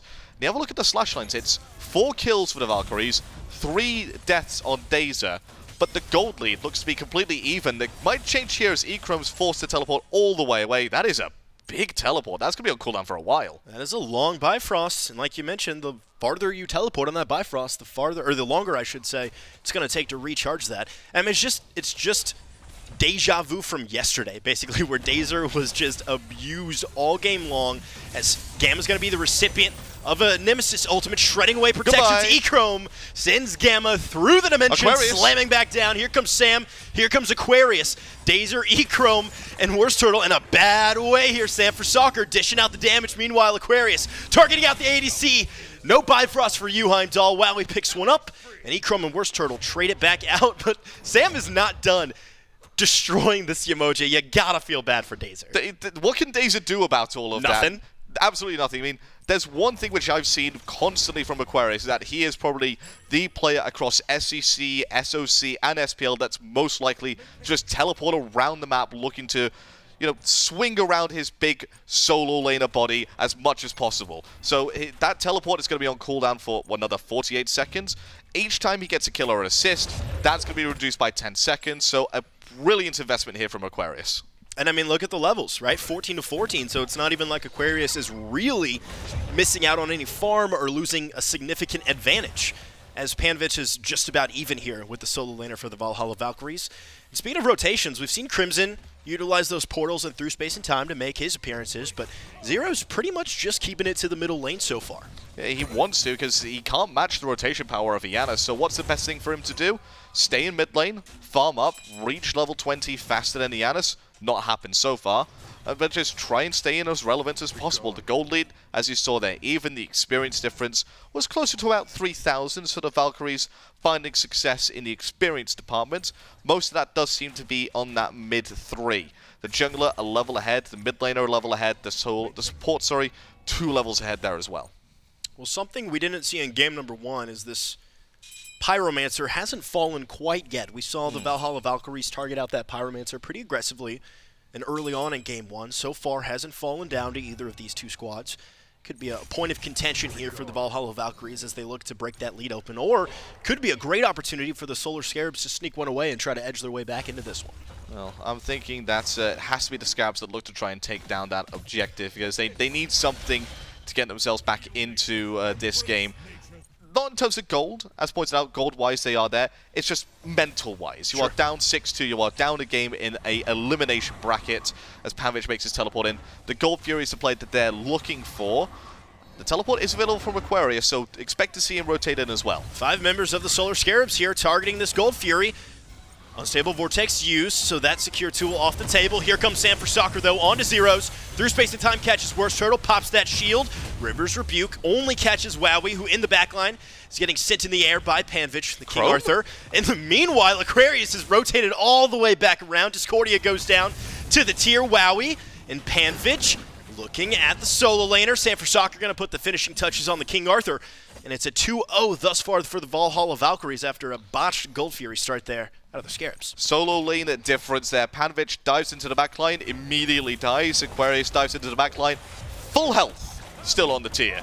That is the big difference that you see in the zoning capabilities in the midpoints of the game between the King Arthur and the tier. Echrome looking for a steal. Can he pick it up? Wait for it. Oh, Echrome single-handedly has forced the Valhalla Valkyries off the objective, and a great Bifrost away is going to allow Dazer to move in as well. Aquarius is back here. Sam, Gamma, and Wowy are solo. ErupTCrimson has been chasing WorstTurttle the entire time, puts the jungler in the ground. Gold Fury goes down for the Valhalla Valkyries, and it's a clean win across the board.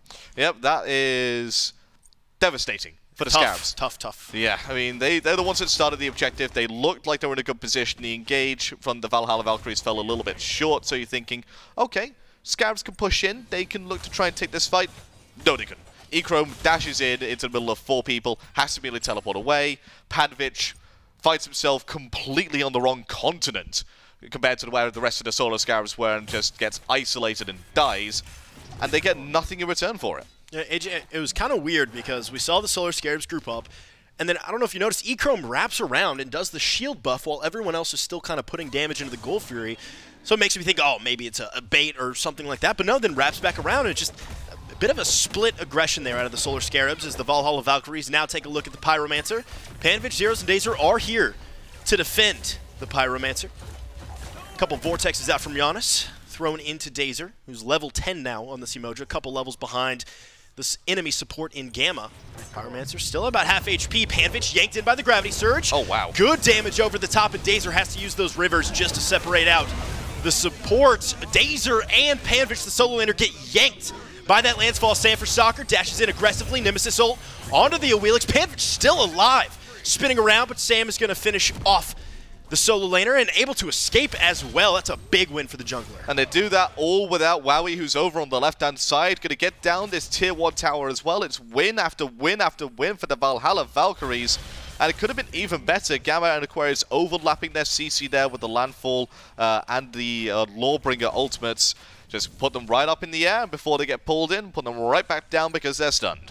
And, you know, this is kind of what I expected from this Valhalla Valkyries roster, right? Yes. I mean, the Scarabs, I mean, Echrome said it himself best. Either they come in with 2 subs and they do fantastic, and it's like, whoa, we killed with 2 subs. Or the Scarabs come in with 2 subs that they have no practice with.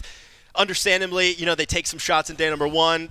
Looking a little rough here in day number 2. Oh, we have 2 subs. Like, what's the big deal, you know? So, but the Valhalla Valkyries, impressive here in this set of the day, this game number 2. Yeah, the one thing you don't really talk about with the fact that they bring in subs as well is that one of them is the support sub. Yeah. The support is traditionally going to be your shot caller, the one that is bringing the team together, saying where everybody should be. So when you're missing that shot caller as well, have to bring in somebody else, it can always make your team even more disjointed than just missing that player. Pyromancer dropping in the backline. Aquarius is distracting too. Meanwhile, Crimson takes out Panvich. Echrome slammed by that through space in time. Dazer knocked in the air. It's about to be knocked down into the ground. Crimson picks up a second. Pyromancer picked right back up by the Valhalla Valkyries. And it just gets from bad to worse here for the Solar Scarabs. Looks like fire not on the mind here of the Valkyries. That tier 1 tower at half HP looking quite tasty though. Yeah, they could have done fire, but instead, as you mentioned, going to go for this tier 1 tower. Going to go for the tier 2 as well, as the Titans have come out of base. They decided they don't want to wait any longer. They're running down the middle lane here.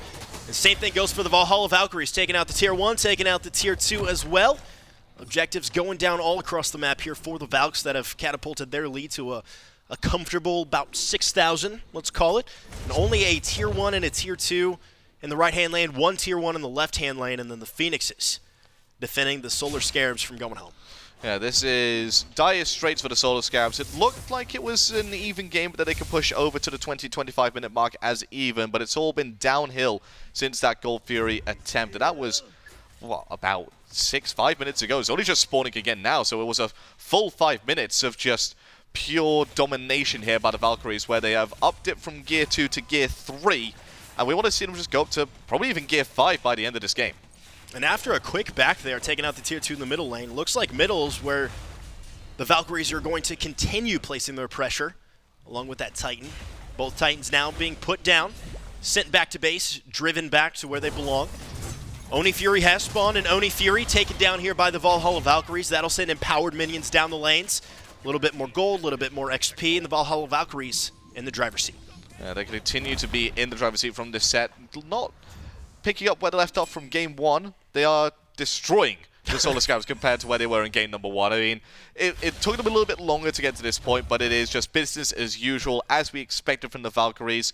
And going into the very beginning of the split, you would say this squad would have been either Seed 1 or Seed 2. Absolute guarantee, sure. No questions of it. They come in here as the 3rd seed, and they had to go up against the Hex Mambo squad, who came in as 2nd seed. Not what you expected at all. You didn't expect it to face up at the very first round, but because of that, they have found themselves going down into this lower bracket. They have to fight their way through it, and they're making a good start of it. And, you know, we got the pleasure of casting the SEC all season long, AJ, and I think it's easy to say that the SCC has multiple SPL level talent teams in it. I mean, they come in as 3rd seed, sure, but it's because the rest of the squads in the NASCC were so competitive. So it's just impressive that the Valhalla Valkyries fought their way through some pretty intense competition in the lower SCC level and found their way here to SMITE Masters, taking on the Solar Scarabs and looking to eke out a 2-0 against the European squad and send their way to the next day. Yeah, just send the number 1 EU SEC seed packing home at the 2nd day. On the first time we've tried the Valhalla Valkyries doing what they need to do so far, 22.5 minutes into this game. 12-2 is the scoreline as they are 6,000 gold in the lead. They need to extend that a little bit further if they want to be able to push down these Tier 2 towers. And they're going to start with this Tier 1 on the right-hand side. Fire Giant positioning being jostled over as well. Without any real contest coming out here from the Solar Scarabs, the Valkyries could potentially take this one for free. Fire Giant being started up here. Wowy sending auto attacks into the neutral objective. It's Dazer, it's Panvich, and it's Echrome hovering around in the FG pit. Dazer already at half HP. Uses the rivers, but Aquarius made the way to the back line already. Dazer dropping so low. Gamma with the landfall there, yanking WorstTurttle back in. But a wonderful placement of that landfall is going to lock in the jungler. No one has fallen just yet. Wowy low, Zyrhoes taking out the ADC. Crimson turns it back around. That's two. Echrome finds Sam for Soccer. That is a priority target for the Solar Scarabs. If you can take down one member of the Solar Scarabs, it's got to be Sam, it's got to be Crimson, and the jungler has fallen. But Crimson adds one more to the tally, 5-0-4 for the mid lane Janus. The Solar Scarabs have a breath here. Hey, but that's 2. That is 2 kills to the price of 1 there for the Solar Scarabs. Worth it. Life in the old dog yet. They are not down. They are not out. And that was a fight from 6,000 gold behind that they took. And they managed to come out on top. Look, it's lowered it down to about 4,000 knowledge. They've eaten 1,000 gold into the lead. 1/6 of it, gone. They do that another 5 times. It's an even game. They're not dogs. They're Scarabs. Well, you know what I mean. It's a phrase. Well, no, we have hounds. They're not the hound. They're the Scarabs. They're not the dogs. Okay, so we have hounds. We have wargs. Yeah. You know, are there any other dog-based teams that we currently have? Well, apparently the Scarabs now. Yeah, I'm officially naming a Scarab as a type of dog. Yeah, okay, about a 4K gold lead here for the Valhalla Valkyries. A little bit more. Okay, moving on. Pyromancer back online here. FG still on the board. Was taken off there. Or fell off, I should say. Valhalla Valkyries hopped off it to jump onto the Solar Puppies. Solar Scarabs. Wow, what a stupid bit. I'm sorry. I would like to take... You bring out the worst in me, man. We haven't casted together in a hot second, and I remember why now. As the Pyromancer, I'm just messing around. We're too destructive. We are too destructive together. Joke. Pyromancer goes down to the Valhalla Valkyries. 13-4, the Valkyries in control here. Game number 1 was kind of almost like a chokeout, right? Like just slow, steady. You kind of felt the Solar Scarabs eking away. This one is certainly more of a crush. They're going to be capturing the beacon here as they get themselves a little bit more tower damage, a little bit more movement speed as well.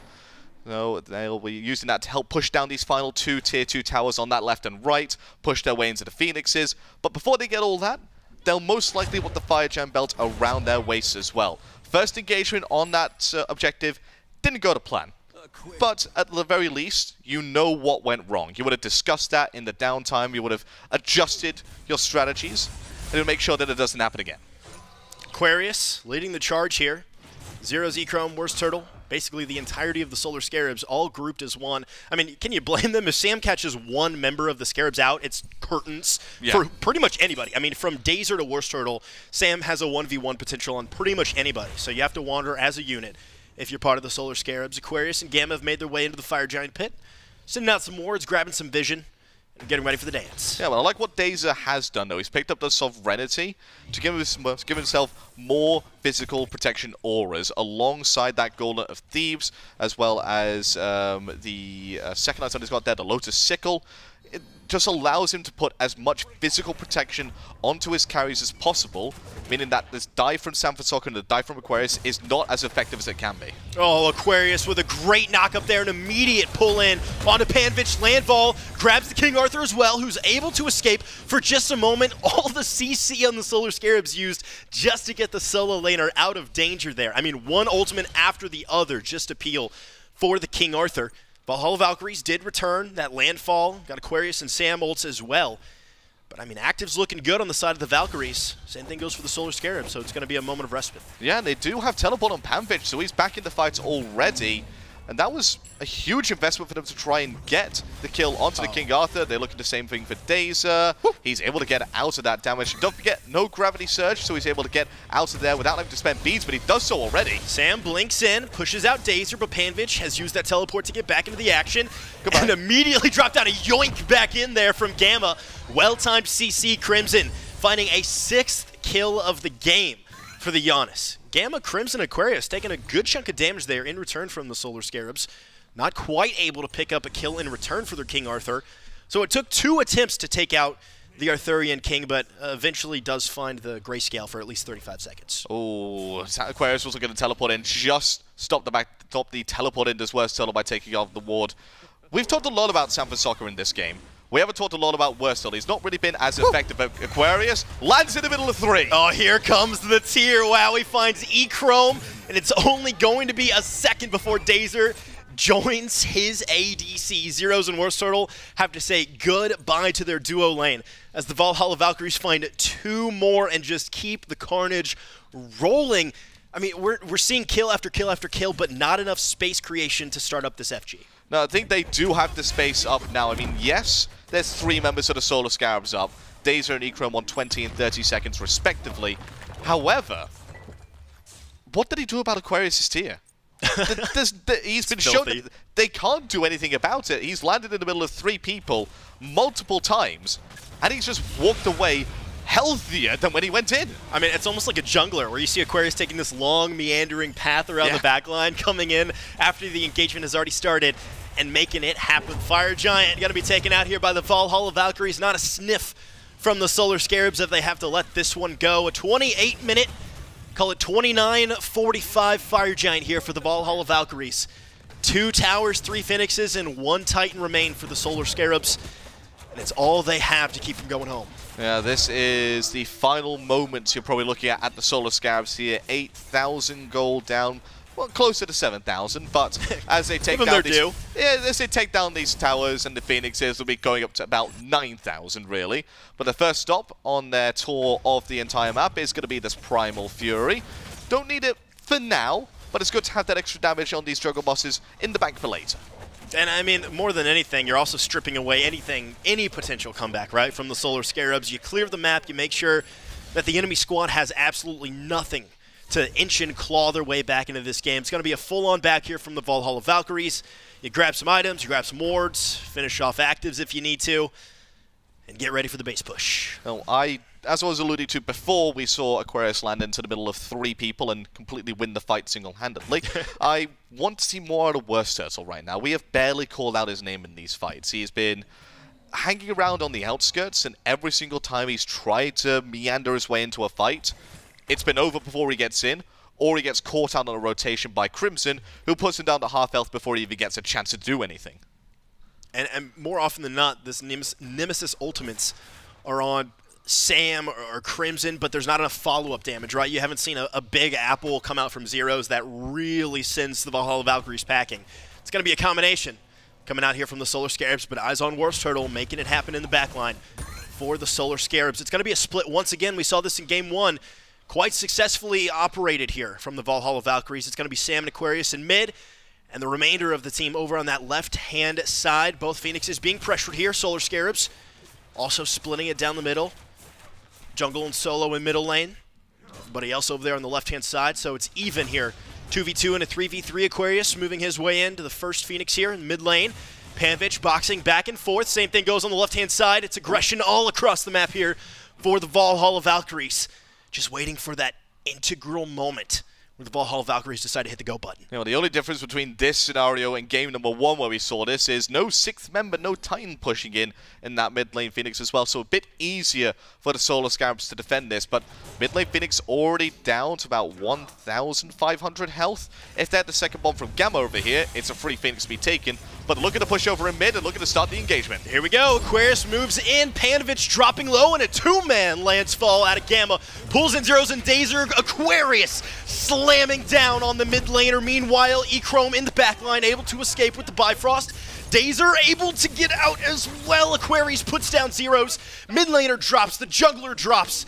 3 members remaining for the Solar Scarabs, all 5 online, but Aquarius and Sam low. 1 Phoenix down, 2 to go for the Valhalla Valkyries. They're backing off. They're going to the left side. They're pushing that wave up, and they're going to claim their next prize here. Samvasoka claiming a little bit more as he claims yet another speed buff for himself. Notched that up in the jungle v jungle matchup, as you always do. But now 3 members strong for the Solar Scarabs versus the 5-man fury of the Valkyries. It's not looking good for Dazer. Dazer yanked back in and put down by Crimson, who's had a heck of a game on this Janus. Gamma able to get out as the left side Phoenix goes down. 2 birds for the Solar Scarabs have been extinguished. 1 tower, 1 Phoenix on the right-hand side. And I like this, a little bit of a slower play, let the adrenaline subside. Right, you go back, you heal up, maybe wait for the next Fire Giant spawn, you take what you can. Or is this, you know, the bad guy showing, you know, the good guy in the movies, just that one little bit of mercy to allow them that... The monologue? Yeah, the big bad monologue where they're just lording over them to give time for them to, you know, just wrestle, you know, the knots behind their back and just escape. While the laser moves so slowly across the wall waiting to hit the hero. That's got to be tough as the Solar Scarabs are the ones strapped down in the chair waiting for the serrated saw to finish him off here. Pyromancer coming back online. Aquarius starts that one up, waiting for the rest of his team to join him. I'm sure Aquarius is like, hey guys, I'm Tier. This is going to take a while unless someone gives me a hand. He can do it. He'll just let him solo it. It'll be fine. Just, you know, everybody stand around. Yeah, everyone just watch. Yeah, you know, don't dish any damage. Oh, Crimson's ruined it. Boo. Pyromancer goes down to the Valhalla Valkyries here. Fire Giant coming online in just a moment. Now the Solar Scarabs, 2 Phoenixes down. I mean, do they even contest this? Is this a glint in their eye? Looks like Oni Fury's going to be the target here, assuming that the Valhalla Valkyries are starting up the FG, but Aquarius knows a little bit better. As the Valhalla Valkyries rotating over to this left-hand side. We're sort of looking in the backline here, but good positioning out of the Valhalla Valkyries, sending Sam up, making sure the rest of the tanks are supporting Crimson, who's 8-0-4, really putting on a clinic here in this mid lane. Yeah, he's pushing in the minions, making sure that fire damage is being done, sending somebody back, and that's forced Dazer to go out to base. It's actually forced everybody to back off, and you know what that means? A free Oni Fury here for the Valhalla Valkyries. That's going to spawn 2 Oni Fire Waves in that left-hand side and mid-side. They've just missed the cutoff for the first wave, so in about 20 seconds is when you're going to see that start to be pushed up, that 34-30 mark. The Fire Giant has spawned as well. The enhanced version is there to be able to be taken by other teams. And the Valhalla Valkyries, you've got to make them 95% favorites for it. And now the Solar Scarabs are juggling like 9 plates in the air because we've seen Oni-empowered fire minions literally in games before. Oh, yeah. At the enhanced fire giants online, you got to take a look at that. You got to protect your base. You got to get your phoenixes back up if you can. The Solar Scarabs stretched thin here at 34, call it 34-40, as the Valhalla Valkyries get this fire giant underway. Yeah, they're taking it, but very, very slowly. They're wanting to bait in a fight, or they want to make sure that the Solar Scarabs aren't around at all. I mean, there's just a sea of wards on the floor right now from both teams. The defensive wards from the Scarabs to allow them to push in, and the aggressive ward from the Valkyries to say, hey, this is a dangerous area for you. We could be around this corner, so don't come round. Valhalla Valkyries all grouped up. Ultimates online, actives looking nice and fresh. But meanwhile, left-hand side, minions are pushing up. Those Oni-empowered fire minions. Phoenixes are due to spawn, but that left-hand lane looking pretty fragile here as Aquarius takes a little bit of poke. WorstTurttle wrapping his way around. Here comes Aquarius, locking down Echrome, who has to use the ultimate defensively. They're probably the best use of it. Honestly, Dazer takes a ton of damage. Sunder down as well. Panvich getting ripped apart in the backline. It's supposed to be the opposite. Panvich is supposed to be ripping apart the backline. And meanwhile, middle lane Phoenix back online here. And the minions have, I mean, half health, crushed this Titan half HP, forced to back as these plates continue to spin in the air trepidatiously here for the Solar Scarabs. Gamma, half HP. WorstTurtle's just waiting for the moment in. It's on to Sam for Soccer, who goes down to the Nemesis. Wowy turns it back around. Echrome finds one. Aquarius trades it out. Wowy's low. Wowy on the horse. WorstTurttle finds one more. And the jungler's coming through for the Solar Scarabs big time. That is a huge play from WorstTurttle. In fact, they're going to stop the backs there. Phoenix. WorstTurttle wants to go in on a Crimson. Crimson just about gets Phoenix, away. Titan. Well, he's going to be exposed yet again, but look who's back. Zero's back in the nick of time to be able to save it. Does he save it?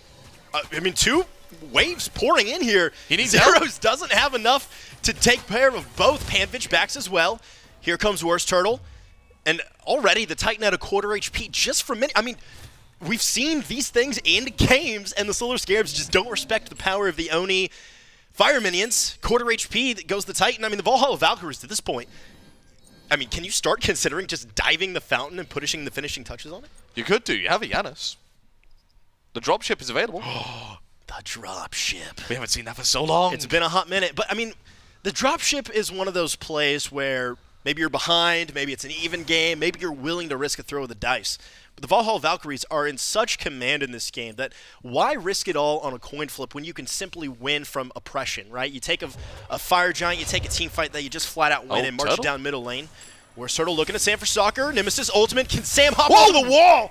WorstTurtle takes down Sam, and a little bit of bragging rights there as the jungler takes out the 4, and now 4 a wheelish.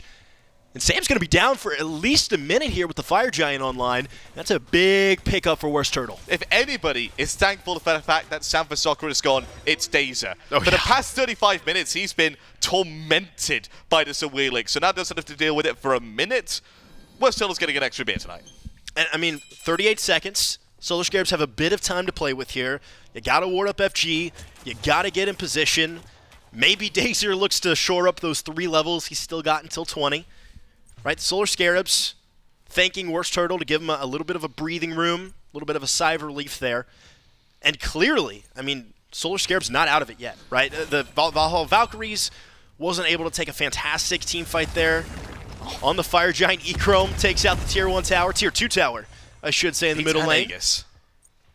And now just a brief second here while the Valhalla Valkyries wait for Sam to come out of the grayscale. Well, that was Beats and Aegis down from Echrome to be able to get away, and a fairly lengthy cooldown on that Bifrost from the distance he had to travel. Sure, just for a Tier 2. Yeah, and Sam for Soccer's now back up, so it's business as usual for the Valhalla Valkyries after a brief interruption coming out on the services as they look to pull out at the station that they've had to temporarily stop in. And you know, the entire Valkyrie squad is screaming. Echrome no beads, Echrome no Aegis. Right, a landfall could prove deadly. Gravity surge out of a Wheelix. Yank in Echrome. Now the only form of CC immunity is that ultimate. And once again, minions looking at the base here. But Echrome pushing out that middle lane. Left lane is pushed out quite far as well. It's dangerously low, that, actually. Whew. Minion falls there. About a quarter, maybe not, less than a quarter, about an 1/8 of an HP bar left for the Titan. It might be the Solar Scarabs' last gasp here as Wowy, Crimson, and the rest of the Valks combine to take out the Fire Giant. Panvich moves in, Apple connects onto Wowy. Doesn't do as much damage as I expected. Nemesis ult goes onto the ADC as well. Wowy takes out Panvich. River splitting this fight into half, buying a little bit of time for the rest of the Scarabs. WorstTurttle turns it back around. So far has been the saving grace of the Solar Scarabs. Crimson finishes off Chrome with some vortexes there. Soccer picks up Dazer, and with just a tick of HP remaining on this Titan, the Valhalla Valkyries combining, racing it down middle lane. WorstTurttle not even gonna give it a look here. Aquarius and Crimson.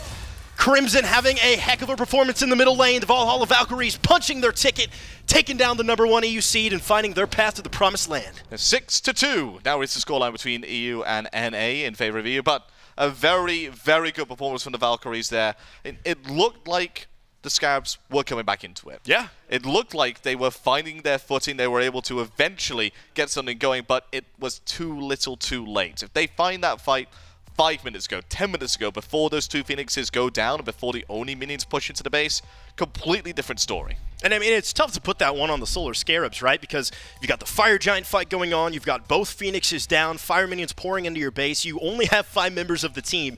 You can only spread your resources so thin before something starts to fall through the cracks. Yeah, and that is essentially what happened. They let the most important thing fall through the cracks, which is the Titan's health. You cannot let that get to 0, otherwise you lose the game no matter what you are doing.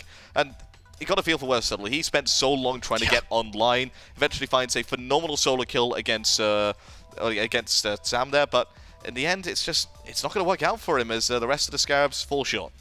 Valhalla Valkyries fighting their way to the next stage of the bracket, and unfortunately, the Solar Scarabs, the #1 seed out of Europe, getting eliminated here in the second match of the day. It was a great one, AJ, but let's throw it back to the cast to break it down. The desk is what I meant to say.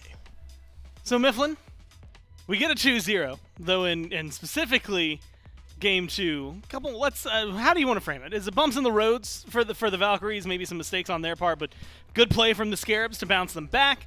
It goes long, but Alpha Jackal said it, I think, best at the very end, which is just that you got a really great fight, but you got it about 15 minutes too late. 5 minutes, 10 minutes, wherever you happen to slice it. Any time earlier in the game, if you were able to get that, probably is putting you not just into a better position, but maybe even winning this game, pushing us to 3 instead. The Valkyries had such a lead that even that one tumble doesn't ruin their road. Yeah, so to address the initial question, I think maybe some self-inflicted road bumps for sure, right? Anytime you maintain a 10,000 gold lead for over 20 minutes, there are probably going to be opportunities within that 20 minutes that you could legitimately just end the game. Otherwise, I really did like how the early game went for the Valhalla Valkyries. I felt like they were leveraging their lead very well. Some of the weaknesses of the draft of the Solar Scarabs that we were concerned about, which was their ability to actually deal with Crimson, chase down Crimson, finish him off, or even just poke him out. They just don't quite have that in the composition. That tended to be true, which I think is the crux of why those team fights were starting to go the way of the Valhalla Valkyries in the late game. Keep your eyes on Crimson in all these clips. He's usually around 70% HP because he's one ability and says, all right, I'm going to go back to playing very safe and just throwing out my poke. And there was never exactly a great answer to that. AJ brings up the 1v1 between WorstTurttle and Sanford Soccer. Sanford Soccer is never going to win that 1v1 in the late game. Sanford Soccer, like, WorstTurtle could have one hand, right, in the late game team fight, and so long as that hand is pressing the 3 key on Nemesis, a Wheelich has no counterplay. So Sanford Soccer, I think, deserves credit for getting the early game rolling, getting involved, having massive impact on map while he was in his PowerPoint. We never thought a Wheelix was going to be the late game crux. So that's never the keystone of this composition in the 35, 40-minute 5-on-5. Unfortunate for him that he does get 1v1 and delivered a swift taunt spam by WorstTurtle. But at the end of the day, I think Sanford Soccer does a great job. Crimson has a legacy game here. Gamma makes everything costly. Wowy survives the majority of his team fights just so that he can, like, slam some towers. The Valhalla Valkyries potentially could have closed it out sooner, but I'm not going to levy that against them. That was a very convincing set. You get a beautiful slashline from Crimson 2 games in a row. This time 9-0 and 8. Although that doesn't detract away from pretty much anybody else. I mean, Gamma again has a gorgeous support line. Same thing there for Aquarius. Just a lot of potential, I think, from this team. Like you said, maybe some opportunities to close out the game a little bit quicker, but they get there at the end and they find a 2-0. And not only that, they take the first European team to get eliminated now. So North America continuing at least a little bit of a roll. And the Scarabs get sent home. Granted, there were some things going on, I guess, for their roster and things like that. But for the Valkyries, it is a huge deal, I think, to be able to get this win, keep moving forward, and being able to pick up, especially games like that, right? When you go back-to-back, let's say Undying as a mid laner playing Janus, that's got to feel pretty good. You don't got to take it from me. You actually have Crimson standing by for an interview now. That's right, ErupTCrimson here from the winning Valhalla Valkyries. Crimson, first of all, congratulations on taking down the #1 seed in EU. Fantastic job from you guys. It seemed like you had the Scarabs number all the way through Game 1 and Game #2. Do you chalk that up to game planning for the Scarabs or just a good, clean team win? Yeah, I'd say it's definitely game planning. So when it's a new patch, there's a lot of variables that you don't really know what's going to play out. So basically having the experience after the first set, we figured out what we wanted to do. We know our mistakes, and we just capitalized from there. Now, Mifflin called your performance on Janus in that second one a legacy match. First of all, how do you feel about this being your legacy match here at SMITE Summer Masters? And second of all, the Janus pick, is that something you're just comfortable on, or do you think Janus is coming back into the meta as a top pick, top ban? I think it's something I'm comfortable on. Shout out to Baronic. The console days, we had there was one Worlds Finals. We literally went back and forth. Whoever got Janus won. So yeah, that's just something historically I've always felt really comfortable on, something I've always gone to. I think the percent pen change on his ult is really good. Makes him a lot more valuable. You can build more power when everything just got reduced. So yeah, I'd say Janus is a comfort pick, and also he's better in the meta as well. Now, before the game, I asked Gamma about your guys' synergy, Scarabs coming in with subs. It looked like across the board, you guys won as a team. I mean, great team fighting, CC control, macro farming across the board. How comfortable do you guys feel as a unit, especially moving forward into the next round of the bracket? Really good, especially since 4 of us were the same as play-ins. We've been playing together now for majority of the year, so. Yeah, synergy is something we know. We know how we like to play. We tried doing something that we didn't want to do, or how we played in the first set. So we've fixed it, and now we're back to the boys. Crimson, congratulations on your 2-0 over the Solar Scarabs. Let's go back to the desk. It's a 2-0, as mentioned there towards the end, and nice shout-outs not only to old SPO players, old console days as well. So really picking up, I think, some of the legacy. I guess I'm just going to steal the word from you. Yeah, the tapestry. Continue weaving it here as they move on in this bracket. The Valkyries, again, staying alive here, sending the Scarabs packing. I believe it is going to be later today that they'll be taking on the Sages. And so, unfortunately for NA fans, NA is going to eventually lose again today, but they will also win again today, which has been a very solid performance for them. That's going to get the opportunity to play up against the loser of, I believe, the next match here, which is going to be the Wargs and Mambo, 2 EU powerhouses who have found nothing but 2-0 wins so far, both yesterday. Trying to repeat it here. Mifflin, after what we've seen from the Wargs, what we've seen from Hex Mambo, it honestly feels like this one's kind of up in the air. Have you seen anything that sets one apart from the other? I feel like of the 2 teams, Hex Mambo and the Wargs, I feel like the Wargs have established a slightly faster pace. Could be that they try and lean into that up against Mambo, who have, during the regular phase, been able to expedite their own pace. But during this tournament, I think, slowing things down a little bit, playing a little bit more so through Johnny in the jungle, getting him on those late-game hyper carries like Ao Kwang, and just playing through scaling. Yeah. So if the Wargs are paying attention to that, could elect to try and, jump on Johnny, play through him, try and take him out before he's allowed to scale up. We'll see, though. I think it comes down to very much so, especially in a European versus European matchup. A lot of it really does ride on picks and bans. What's wild is I'm excited for the mid matchup, the jungle matchup, and the solo matchup all in one match. That's a lot to highlight, and I'm sure it's going to be a lot of fun to watch, so hopefully you stick around and watch it as well. Stay tuned. We'll be back with Mambo taking on the Wargs right after this.